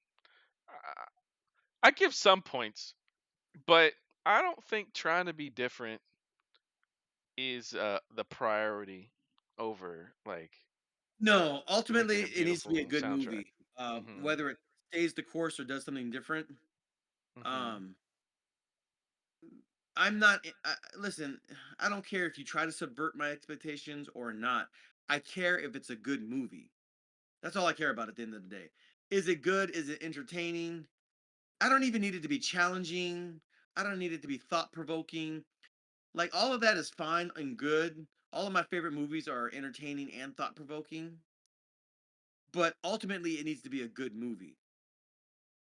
Shawshank Redemption is a good movie. Godfather 1, Godfather 2 are good movies, phenomenal movies that are both entertaining and thought provoking. Um, Mhm. that it has to be good. Being a crappy movie that's thought provoking is still a crappy movie. You know what I mean? And Yeah. so uh, this movie was not a crappy movie. Not even close. No. I wouldn't even call it a mediocre movie. I'd say it's a pretty decent movie, and it's a really interesting take on Superman compared to previous iterations of Superman on film. It has the potential to be really, really good if they continue on and they grow the character and develop him and give him interesting challenges. Uh, it's not a bad movie. No matter when you see it, you see it in the theaters. Yeah, there's a lot. There's a lot that you can enjoy from it. Um, it very much has the You know what ring. was bad though? What No, was you go ahead. bad? You finish that. You finish your thought. Okay. Oh yeah, yeah. I was just saying, like, it very much has the allure of, oh yeah, the guy that made this definitely made some Marvel movies. Definitely. It has that kind of allure, kind of aesthetic to it, for sure. But that's not even a bad thing. That's just a stylistic observation. It's not even a good thing or a bad thing. It's just like, oh yeah, it's clear that, I mean, the fact that this guy also made the Guardians of the Galaxy should come as a surprise to nobody. And Mhm. so, and that's fine. Mhm. James Gunn definitely has a style, and he's more or less somewhat consistent. I'll tell you this much though. Nothing in the movie got me as excited as the trailer for the Odyssey, Christopher Nolan's Odyssey. I don't know if you guys saw the trailer with Tom. Mhm. Not is it Tom Holland, Tom Tom Hardy, or Tom Holland. Holland? Tom Holland. Yeah, Tom Holland playing as the Odysseus' son, and Bernard Burnshaw. John What's Bernthal. his name? John Bernthal. John Bernthal is the freaking man. I like that dude. Love that guy. He like he's always like a highlight in whatever movie. He's always a lot of Mhm. fun. He was a fantastic Punisher. Yep. Uh, John Burnshaw, like God bless that dude. He's Yeah. doing phenomenal work, Yeah, and so is Pedro he's gonna be Pascal. a great villain in this movie. Yeah, Pedro Pascal is doing a lot of fantastic work too. Um, yeah, he's going to be in the Fantastic Four. I'm looking forward to seeing him in that. Mhm. He's just like, I mean, those are the two kind of it guys right now in Hollywood, but they're doing Yeah. good work, and I Okay. enjoy I Yeah. enjoy I enjoy their roles. But Yeah. Yeah, the movie, except for certain plot points, was totally fine. It was entertaining. Hmm. Um, it was a different take on Superman, and I don't really have any issues with it. Yeah. Yeah. Let me get to the final. Let's see. Final three things I'll say about this film. Two smaller, one larger. Mhm. Small one. I do like Mr. Terrific. I think he was cool. Um, that said, I do agree with some of the complaints people had for his action scene on the beach, protecting Lois while he was taking everybody out. The At fight this scene speed, this was the itself speed was that he was cool. fighting. Yeah. Uh-huh. Yeah, true. True. Um, Yeah. someone with some level of skill with the weapon should have been able to stop him, but that's fine. He's written as a super genius, so they just need to adjust in accordingly. I hated the music that played during that scene. That I was don't a even remember what very it was. it was some sort of, yeah, it was like it's directly out of James Gunn's style of finding a pop song from some bygone decade that Was it nobody like some cares No about Doubt anymore. song? I'm just a girl. Like, was it something like that? It was Something. I don't think it was No Doubt, but it like, yeah, I think it was a female singer. I think it was like punk rock or something similar. I just, Alright. it was Yeah, terrible. It was terrible. I was like, look, I get it. James Gunn loved it. This is him right here. He thinks this is a beautiful masterpiece. Does not work at all for me for Mr. Terrific. That's just kind of how it was. Some people it will. Apparently 65, 60. I don't know how old James Gunn is. Apparently it works for him. But dude, if they had done the terrible. Shap theme, dun, dun, dun, that would, dude, I would have, bro, that would have been my scene. That would Yeah. have been amazing. And if they just had him moving faster, or even just sped it up, Yeah. he Yeah, was yeah. literally like, and he was just kind of walking. Fair. I mean, I think they were trying to walk a balance between he's so good at this, like he's just doing it casually and then, looking really cool while he's doing it. I think they were trying to like find the middle ground on that.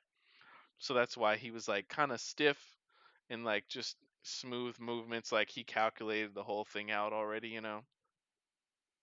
But, to Yeah, to every, for one person it's going to work, for someone else, yeah, maybe not going to work as much. it could have been a little bit more Jason Bourne for my taste.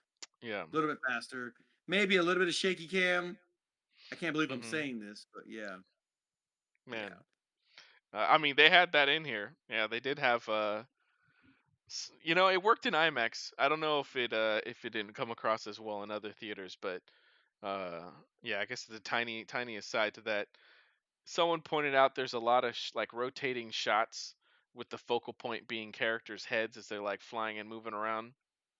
I Hmm. see the complaint a little bit. I still was able to track everything more or less in this movie. Okay. Second small thing before I get to the bigger thing. So, Supergirl's representation. Yeah. Cameo shot. She talks about, drinking and going to another planet. I'm okay with it. The crypto joke, it's kind of stupid, but it is what it is. That's kind of what they wanted to do. The drinking part and her being like a teen girl, like a real teen, real young adult, I don't know, college kid. It's not that amusing to me, but I do know that they're pulling from the storyline Supergirl Woman of Tomorrow for her movie next year. And so in the beginning of that storyline, we come across her, I think it's like on her birthday or something, and she's like drunk in a bar, um given the scenario of, yeah, being in a different being in a capacity in which she can't get drunk. So like, I get it. It's an allusion to what's coming for that storyline. Um, Is she particularly loose and promiscuous in the comic books? no, Given no, how no, Supergirl is no, no. getting. I don't think that's indicating her being loose and promiscuous. I think if anything, that's setting her up for this storyline to be kind of depressed. And so, yeah, she's Is she gonna be on the whatever podcast talking about her body count? Like, is that oh her? man, Because I'll pass. I definitely promise. If that's definitely what's not. going on, I've already passed. I'm good, bro. I'm good. Bro, I don't. if they do that, they have no understanding about this character at all. Like, Okay, good. I, If that's not the way she is in the comic there's books, no great. way. No, no. I'm pretty sure she's that way in the storyline, like getting drunk and because ultimately she's still grappling with the loss of Krypton, loss of her parents. She got to grow up and become as old as a teenager on Krypton. She was supposed to come to Earth and raise Kal-El, who was younger than her, but because she traveled in space, I don't know, what is it, like string theory stuff or whatever. He wound up growing up, Ah, beyond her. So when she arrives, she's actually younger, even though she is older on Krypton. ah. Yeah. Okay, that's interesting. Mhm. Listen. I'm down for all that. That's cool. Yeah. Yeah. Yeah. Whatever. Like that's cool. Yeah. She's an awesome character. And Okay. that Supergirl, highly recommend you guys to read it. Woman of Tomorrow, so cool, and the art is gorgeous. All right. Yeah. Hey, I'm down. If it's a good story and she's not like, you know, everything wrong with society, then hey, I'm cool. Yeah. You know what I'm saying? Um, yeah. There's no, I don't think she If it's a is. I good don't think she movie, is. listen. Even if she is everything wrong with society, if Mhm. it's a good movie and it tells an interesting and compelling story, I'll let it ride. I'll Yeah. take a look at it and see and judge it on its merits. Yeah. I don't have to agree with the worldview or the lifestyle of a character to be absorbed into the movie if it's a Yeah. good movie. I just want to be very Yeah. clear on that. Mhm. So, Yeah. uh, Yeah. Here, because I know James Dillon's gonna watch our stream here. Do appreciate you taking a absolutely. hack of this character, Superman, Yeah. and combining things together, trying to make your own. I get it, but please, the writers that are doing Supergirl, Woman of Tomorrow, I know it's probably already written by now, but follow that storyline as close as you can. Like, I know you can't do everything, but man, it's so good. Okay, I get it. When you're combining 4 or 5 Superman stories together, let alone ones that are kind of like anthologies into one movie, you can't do it. But Supergirl, Woman of Tomorrow, please do it. Do it that story justice. It's worth it. Yeah. Um, yeah. If it's a good movie, I'm happy to sing its praises. Yeah. All This right, was a this movie was a Miss J, yeah. you are able to borrow it. I will let you borrow it. I'll find you and get you that book so you can borrow it. This is a Janelle Ian Torno that's commented in the comments. Oh hey, So, what's up, Janelle? all right, last point I was gonna make, the bigger one.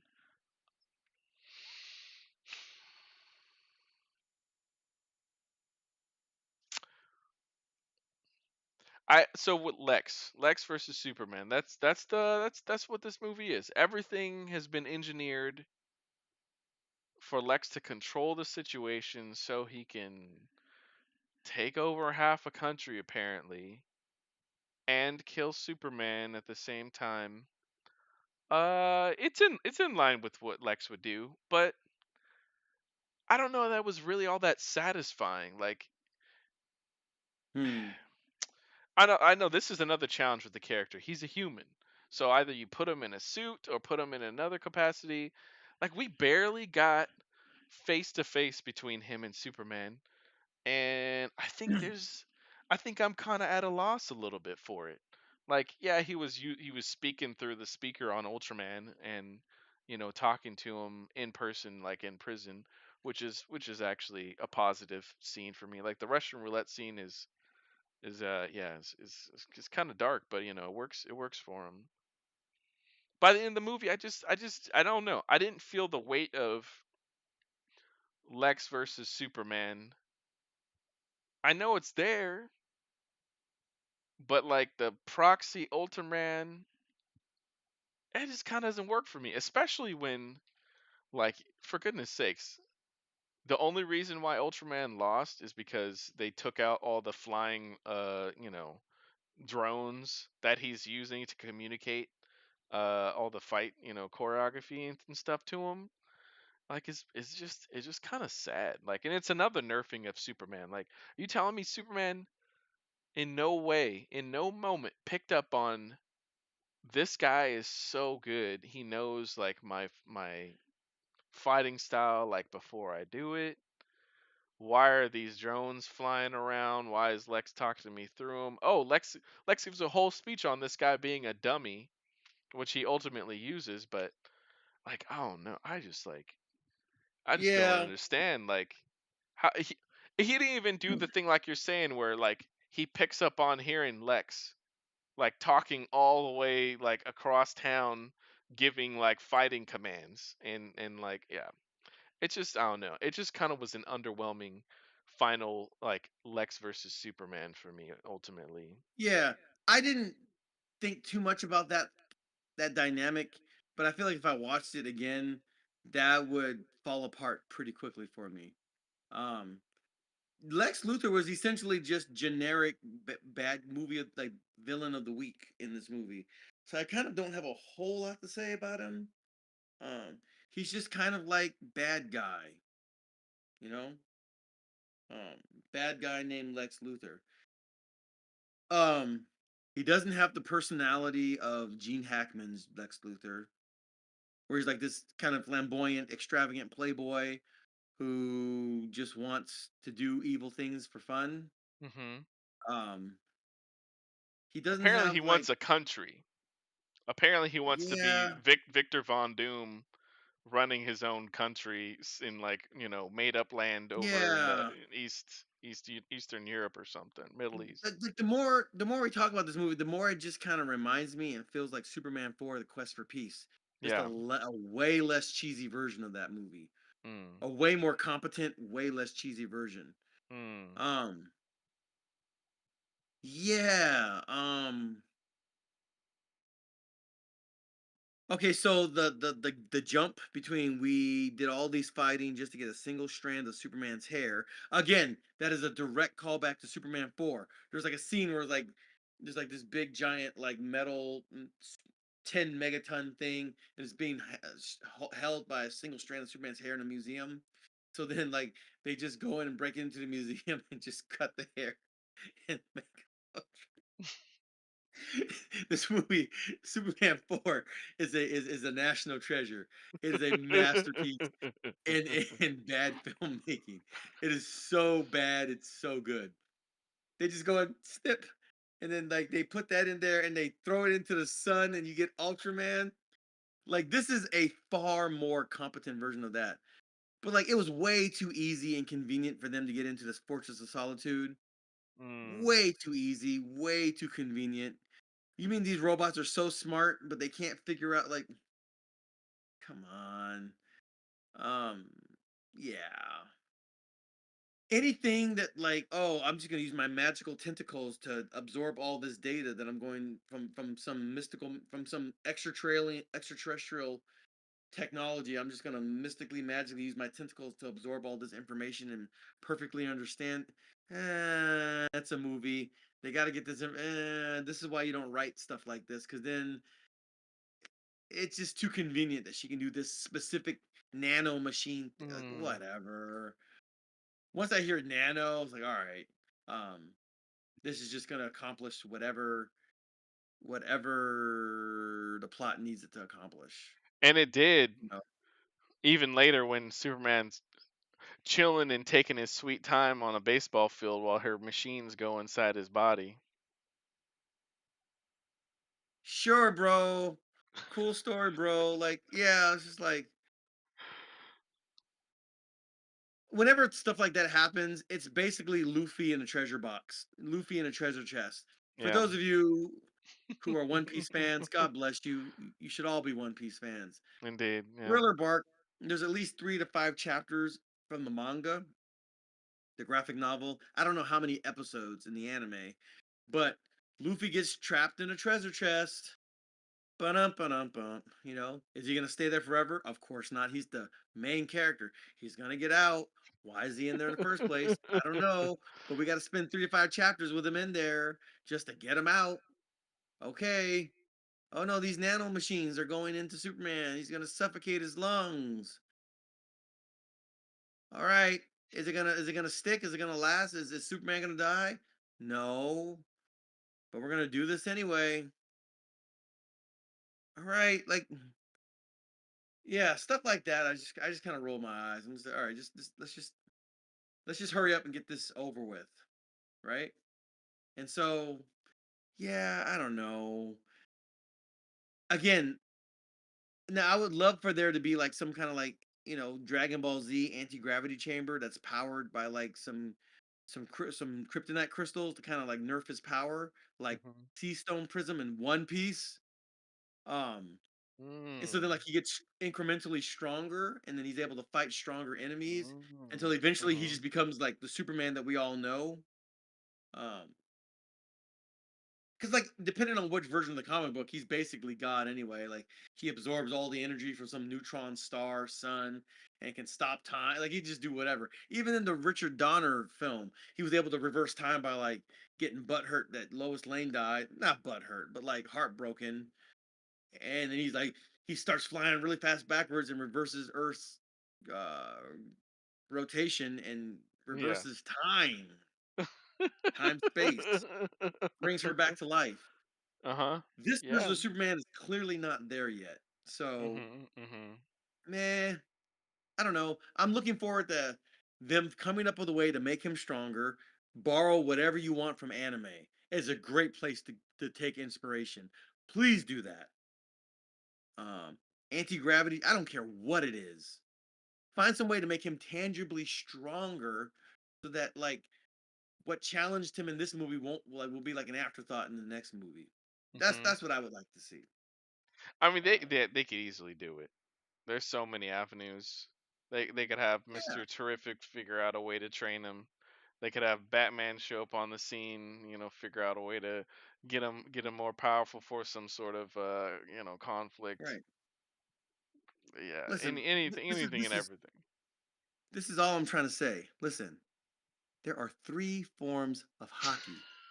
There's armament hockey. There's I'm just saying. I'm just saying. Uh-huh. Shout out to Yeah. all the One Piece fans out there who get these jokes. Yeah. Um, there's God knows how many forms of nin for all the Hunter x Hunter folks out Oh, there. yes, yes. Uh-huh. That is a way more convoluted system, and Look, I'm not even trying to get into all that. mhm. I don't need a whole page full of text. Like we're good. We are good. That's not me throwing stray shots at Hunter x Well, Hunter. I am, well. but I'm not. Shout out to Hunter x Hunter. Shout out. Look, being a mangaka is a difficult life, like, Oh yeah, let yeah, alone yeah. sickness in your life. Yeah. Mhm. Especially with severe sciatica. Yeah, it's a whole thing. Yeah. Uh-huh. I'm just saying, take some inspiration from whatever good anime, whatever good established great anime, and yeah, find out some ways to make him stronger, give him some kind of story arcs around that. You've made him weak enough in this version that he has space and room to grow. So take that and run with it. Mhm. Yeah. That would be my recommendation for subsequent sequels. All right, bro. Um, Well, yeah. Other than Any that, yeah, I'm yeah. pretty I'm pretty good. I think that's pretty much what I wanted to say about it. I think I'm good too. Yeah, who gives a crap about Clark Kent? Like, I don't. Whatever. Yeah. Uh, Lois don't either Okay, now that she's got Superman. yeah. One thing I will say is that this scene doesn't have any like. There's nothing that tugs on any kind of heartstrings at all. Mm. At all. Like I In the remember movie? In the watching. movie? And yeah, I would Well, say what there's scene? nothing that really. The coolest scene, the only scene that really tugs on heartstrings. Well, the most heartfelt scenes are with the dog, with Crypto. Mm. The scene that should have been the final end credit scene but it was like a beginning credit scene. It was just basically Superman on the moon with Crypto, and Crypto's over his shoulder, and you just see Earth, and then it cuts. They should have just skipped the end credit scene that they had with Mr. Fantastic. Just scrap that entirely and take the scene that was at the beginning of the credits and just put that at the very end. That would have been a nice little way to end it. Oh, they're just on the moon, chilling out together. The dog's there. Boom, fade to black. That would have been perfect. Mhm. Perfect. In my cut of the movie, that amongst some other editing timing issues, Hmm. that's how I would have ended it. Um, that aside, like in the Richard Donner cut, I mean, again, the 80s were a different time. There's a whole scene of Superman and Lois Lane flying in the sky in the air, and it's super romantic. And you're hearing Lois's inner dialogue about how much she's falling for Superman and all this stuff. And then, like, Superman drops her back off at her villa. He flies away, and then magically, Clark Kent knocks on the door like a total klutz, and then there's a scene where she's like, "Oh, hey, are you ready to get something to eat?" Blah blah blah. And she's like, "Oh, you know what? My stomach's full. I can't." Oh well, gee. And then there's a moment where she walks away, and then Clark Kent, i.e. Superman, he kind of looks at her longingly. Oh, bro, that scene is perfect. Hmm. It's a really good scene in the original movie. The music, the swell.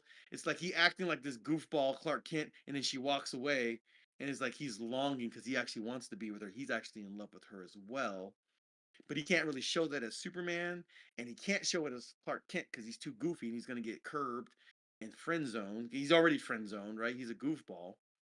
But it's just that scene where he takes off his glasses and he looks longingly.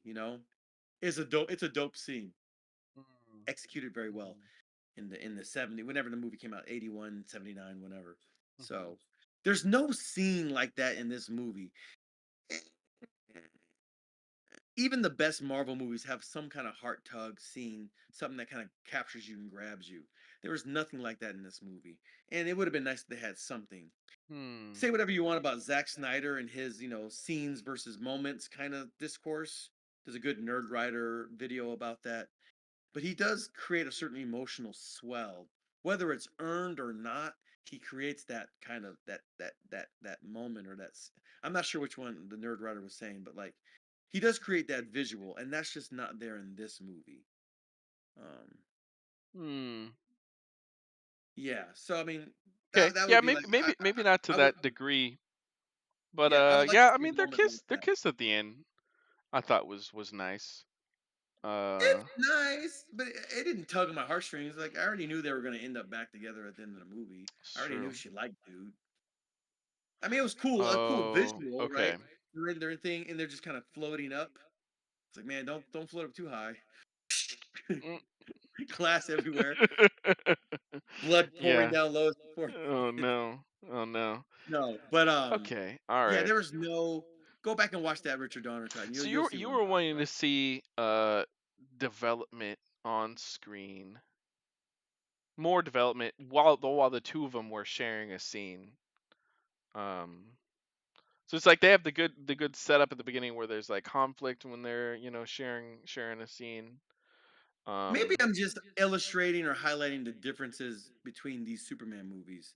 Because this movie really isn't set up to share that kind of stuff. Even in like the emotional conversation that they're having, where Superman leaves, like in the background, the Justice League or whatever, they're fighting this blob or whatever in the that scene I background. was gonna bring up. Yeah, Yeah, so like they're not taking it that seriously. So that's fine. Again, that's a stylistic, that's a writing decision, and that's it's fine. Um, I was expecting that's the Superman to go and just problem. kind of like quickly Yeah, take out the blob and then like fly away. They're struggling with it. He could have just gone in and like lasered it in half or whatever and watched it implode and then flew away before he turned himself in. But yeah, because like that in the might that. original, Mm-hmm, yeah, yeah. in the Donner film, um, hang on, my AirPods went dying. In the Donner film, it's just full of emotional moments, even in the origin story. Mm. And so, yeah, um, It's true. Okay. hang on. Yeah. It did it just yeah, it chose not to go that route as much. That scene that you were describing in which Justice Gang is fighting the I don't know. It looked like What the was it? star from like Mario Galaxy or something. That's what it kind of Yeah. reminded me of. Yeah, it was like an interdimensional dwarf or something. Uh Fill in the blank monster they had to defeat in that scene. yeah, I think that scene was intending to be very touching. I think there it was enough. But as you pointed out, like the couple comedic moments during it, I thought it was trying to be taking funny to mhm. like make light of a like kind of like the rift between Superman and Lois in that scene, and they were trying to make light of it by, hey, oh, in the meantime, there's like this big monster fight going outside. Um, I thought it Mhm. was a little bit weird. Uh, they're trying to have this conversation about, he's got to turn himself in. I love you, blah blah blah, and then there's like this goofy battle going on in the background. It was interesting. It was an interesting decision, but I don't know if it really worked for me. Yeah, I guess what I think what's happening in this film is they initiate the conflict uh between Lois and Clark, and then they check in a couple times. But their growth really happens like in between the check-ins. So it's almost like they're yeah, you want to see them grow while they're sharing time on screen, but that's not how the approach that this film takes. Yeah, I don't know if that scene was supposed to be emotional and serious or funny and ironic. Mm, mhm. We're having a serious conversation. And, Green Lantern's taking a baseball bat to this big starfish blob. Is Mhm. this supposed to be funny or is it supposed to be like heartfelt? It was a weird decision to me. I'm like, is Superman going to go in there and like help him? I feel like he should. Yeah, he Why is made he a not? joke or two during that scene also. I think it was supposed to be serious. Um That's weird. Yeah, that's a weird way to be serious. I mean, it's supposed to be serious in the room while it being comical outside. So, yeah, it's a mixture Yeah, of that's things weird. that you're I doing. don't know why you would do it that way. That's weird to Mhm. me. Yeah. Yeah, it's a contrast, but it ultimately just weakens the serious moment. Yeah, because I don't know what to take away from that moment. And there's no real payoff. Not on the funny side. Mhm. I don't know. I don't know. It was just weird. Yeah, there wasn't, but And like if they had some, I mean, we don't have telephone. We don't have like telephone booths anymore. oh, for him to like transform and stuff. Yeah, but Yep. something would that would have required more Clark Kent. And who gives a crap about Clark Kent? But that's a big part of Superman. I don't know if it was a missed opportunity, but like, yeah, I don't know. Uh, That's I why would I have liked think to see something about him changing.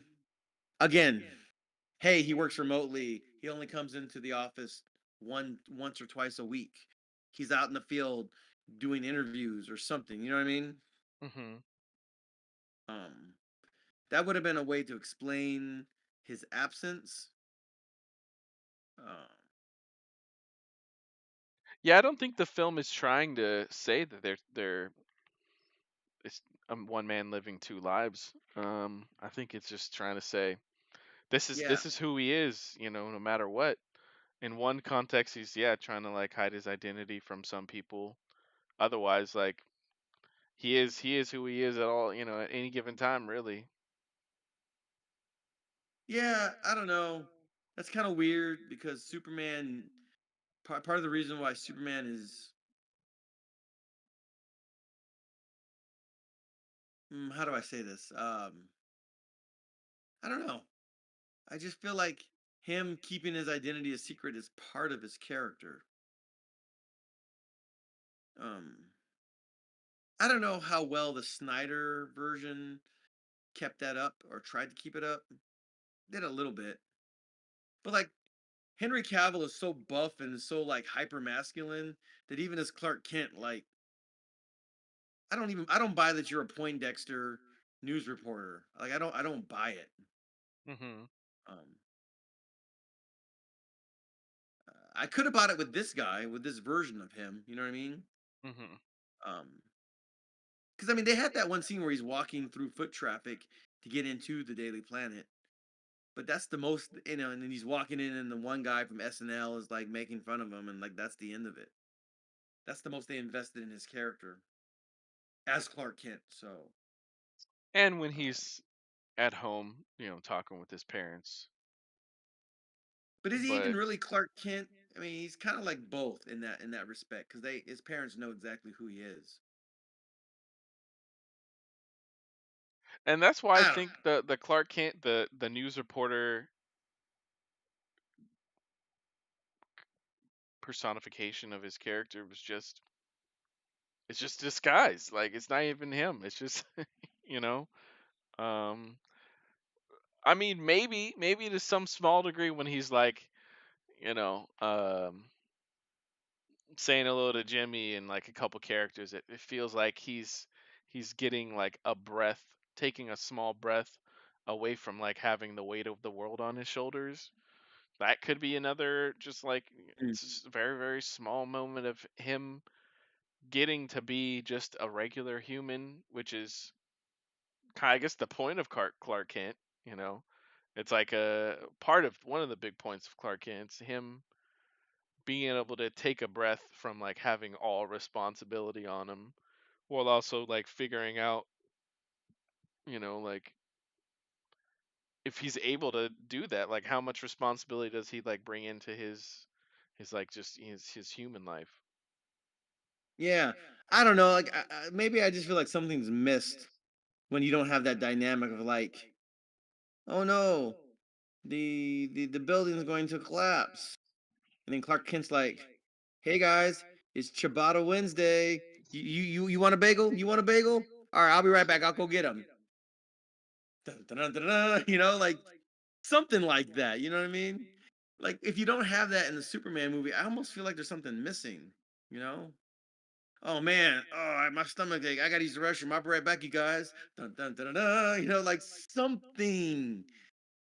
I don't know. Maybe I think the move. I don't know how It's consistent fair. that aspect of that element is in the comic books. I don't know because I don't read the comic Mm-hmm. books. Mm-hmm. But I want there to be some sense in which, like, even in Superman Returns, like he got into the elevator and then and he flies out the hatch, the top hatch, and then flies out the top of the roof of the Mm, Daily Planet. You know what I mean? yeah. Something, Yeah. know? Yeah, I mean this I would have movie liked just something it more tried like to that. jam in so much stuff that I think yeah, it ultimately strangely did cut a lot of those fun, kind of classic Yeah. elements of the Superman Clark dynamic. Wait, did I leave my keys in my car? Hang on, I'll be right back. Like something, Oh my gosh, I just need Yeah. something. Yeah. So, Yeah, yeah. So fun movie, but I think ultimately, we'd heard in interviews, James Gunn was trying to do something different, trying to do something different. So a lot of stuff got trimmed, and switched out. They input an almost terrible soundtrack and score to this movie, but there was some fine moments, and like I'm actually realistically not appalled by Lex Luthor having more, yeah, I don't know, rock kind of stuff around it. But anyways, that's all that yeah, I think we're gonna say on this film. yeah. Um thank you for Yeah. sticking around. Yeah, like we said, if you got access through a pass, go check out the film. Give us your thoughts. Come back, yell at us, tell us we're stupid, tell us we were geniuses, whatever it is. Yeah, feel moved to Yeah. come back. Please do. This is a pretty decent go to the movie theater experience. This is a fantastic streaming at home experience. Just to put it in that kind of way of thinking about it. Yeah. For a Netflix movie, this is fantastic. For a Hmm. Hulu, whatever, your streaming uh your streaming app of choice. I'm This would pretty be sure like it'll be Max, HBO Max. So once it comes HBO out, Max is fantastic. two and a For a half, movie two to theater two viewing and a half experience, months. it's pretty good. And if you have a pass, if you don't have a pass, Don't uh, spend $150 to bring your whole family to this. no, don't do that. Yeah, yeah. There's very few movies that warrant that level of investment. If you just really feel like getting out, that's cool, but you could totally wait for this to go on HBO Max, and that's fine too. You wouldn't be missing so much that like the IMAX experience. I saw it in real 3D or whatever. It was cool, but like it didn't add that much to the experience. So if you Hmm. don't have a pass and you gotta drop full price, including concessions, popcorn, and all this other stuff, uh, uh, that's a tall order. I would say just wait for it to come, and you'll be totally happy with it at home. You can make your ham and cheese sandwich. You can get your hummus. Um, you could probably, I don't know, whatever it is you like to eat, buddy. Like eat that at home in your sweats and watch Superman. I don't necessarily feel like Oppenheimer. I would say go see it. Um, what's another movie? I For mean, I would kind of me, put this in Thunderbolts Godzilla territory. minus Like, one, but that's me. oh yeah, like Godzilla minus one, Godzilla minus color. Yeah. Go to the theaters and see that if they re-release it. Um, there's about to be a Ghibli film festival. Go see Princess Mononoke in the theaters. Go see Spirited Away in the theaters. Those are good movies to see in the theaters. Uh, this, I mean, if you feel like it, if you really want to, if you just need a reason to get out of the house, that's fine. But you could probably wait for it to be on HBO Max. You really feel like you'll really feel much better about it if you wait to see it on HBO Max. Um, it's a decent movie to see in the theaters. It's a really satisfying movie to see at home on streaming. I'll put it that way. Hmm. Yeah. Yeah. All right. Well, yeah. Close this out, man. Thanks for coming. This has been another episode of the Super Cinema Bros podcast. We thank you for your patronage and your viewing. If you like this video, if you like the conversation, please like, subscribe, hit that notification bell so that you can be notified for all of our latest live stream episodes. We will have more episodes coming up in the future, so stay tuned. In the meantime, my name is Austin, My name is Josiah and we will Devanch. catch Hey, you we will on the catch you next again one. next time. All right, All right. guys. God bless. God Peace. bless. Peace.